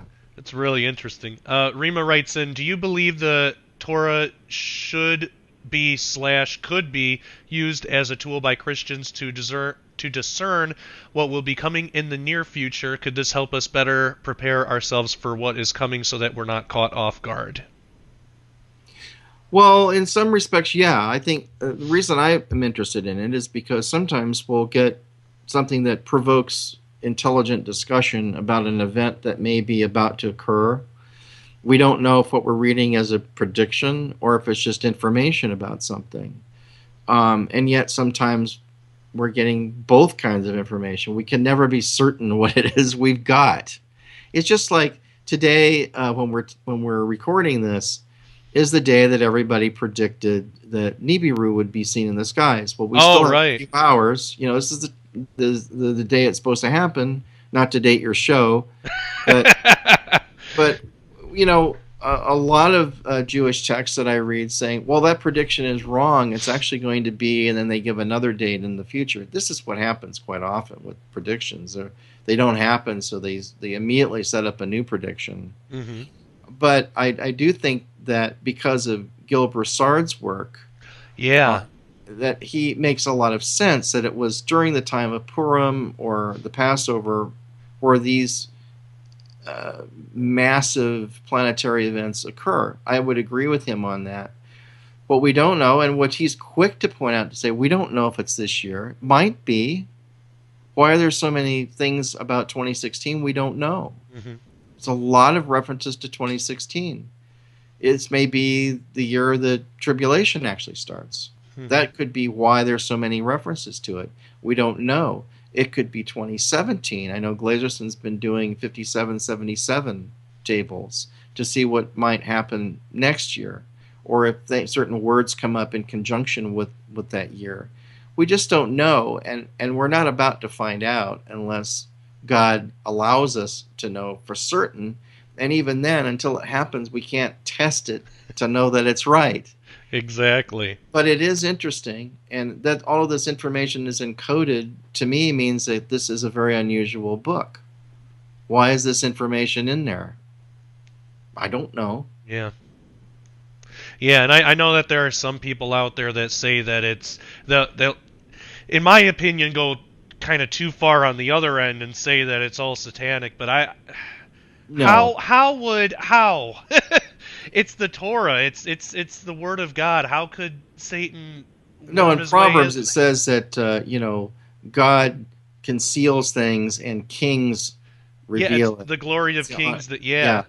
And we have that verse in the film. But I mean, that's true. God likes to see if we're going to really research it or not. In fact, there's a Torah code table that was found. And in a complete sentence, Rabbi Glazerson and Professor Rips found this table and said, he who researches the code's merits. Wow. And in the Jewish parlance, merits means, it's like a stage. You've attained something because you believe you've spent time researching the Torah at a level most people won't venture into. And so that's a good thing. Yeah. And I tend to agree with that. Wow, that makes a lot of sense. That is so cool. Well, again, for the audience, that's the end of the viewer questions. And for the audience, if you would like the chance to send in questions to future guests, you can do so at the Sharpening Report Facebook group. Wow, what a fantastic discussion this has been. If people want to find out more about you or order your DVDs, where can they go?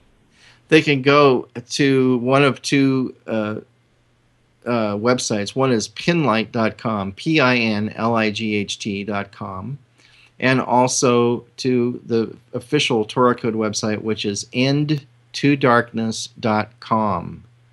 end2darkness.com. And with that, I throw up extra videos and things that people can watch for free And also there's ordering information for the Torah Code film. And then soon I'm going to be on Skywatch answering more questions with Derek about this too, I guess in the month of April. Fantastic. And I'm sure that they're going to put together some kind of special package deal with your with your DVD. Yeah, they are. Yeah, it'll be a good deal. Fantastic. Well, I know we talked about like a million different things, but if you had to wrap up this entire interview in a final thought, what would you want the audience most to take away from this episode? Well, if you're like a church-going believer, you need to investigate this stuff if you haven't before. If you're not, if you're just a normal guy that happened to stumble across this YouTube video, you need to investigate this stuff. Because it's not just religion. I'm the first one to say that. And stop looking at the Bible as a book of religion. Religion is the stuff man has made that's really screwed up the world. Yeah. I mean, really has screwed up the world. I mean, we look at what's going on today. We all should be realizing there is only one God. It's not Allah, I'm afraid. It's not the God that tells you to go murder people. But it's the God that basically is our creator. And also, in my opinion, is connected with Yeshua. Now, I know my Torah Code friends wouldn't all agree with that, but that's just my own personal view, that I think that we've got enough proof in the Tanakh and in the New Testament to prove that that's really what's going on. And a lot of the things that are written in the Bible are actually happening now. And what other book can you think of that will tell you the future? That really is what's happening. There's not another book I know of quite like that, even though there are similar books from Asian countries and things that have been written hundreds of years ago that are amazingly similar to things that Christ actually said. But the only one that I really trust is the scriptures themselves, the Bible, because and even though there's some things in that people may not understand, it's time to look at some of these passages that seem like complete myth, like the Ezekiel stuff we're talking about today that you also like, and these other things where these other beings appear, that I think we're about to see some of this same stuff manifested in our lifetime, and probably pretty soon. And people that haven't studied this are going to be completely clueless of what's about to happen. So it's better to be kind of prepared and ready for that, for the knowledge of it. Anyway, that's just my opinion. Well, I couldn't agree more, and that's definitely an opinion I share as well. Well, Richard, this has just been phenomenal. Thank you so much for coming on the show and making the time. Oh, it's my pleasure, Josh. Making the time to do this. What a fantastic discussion. We're definitely going to have to do this again sometime. And I was very interested in what you said, too. Oh, thank you. I appreciate that. I'll have to send you my books. Don't let me forget to do that. Hang on the line, and I'll close this out here. For you at home, that again was Richard Shaw, producer of Torah Codes and co-producer of the Watchers series with L.A. Marzulli. I highly recommend everything out there that Richard is involved with. There's a lot of really mind-blowing information in his research, and you can even, if you want to check out that presentation we were talking about, you just go to YouTube, you can look it up and find it on there. Now, if you'd like to find more episodes of the Sharpening Report, you can do so at sharpeningreport.com and my YouTube channel, youtube.com / I still get those confused. I'll just say / youtube.com/Josh Peck Disclosure. Make sure to subscribe and share. Also, if you care to help support the Sharpening Report, you can do so at sharpeningreport.com. Your donations go to the everyday running of the Sharpening Report and help bring you more episodes as well as more books and other materials. And as I do in every episode, I will say again, please only donate if you feel God leading you to do so. If you're not sure or if you don't feel led, you can always pray for us. We can always use more prayer. We're not 501c3, so your donations are not tax deductible. And I'm never going to be the kind of person that is going to promise promise extra blessings from God or a miraculous tenfold return on your money or anything like that. We're not in the business of making promises for God, but what I can promise is that your help, be it prayer or financial, it's greatly appreciated, keeps us going, and is the only reason we're able to continue doing what we do. So all that being said, I want to thank you all for joining us tonight on the Sharpening Report. I am your host, Josh Peck, and as always, take care and God bless.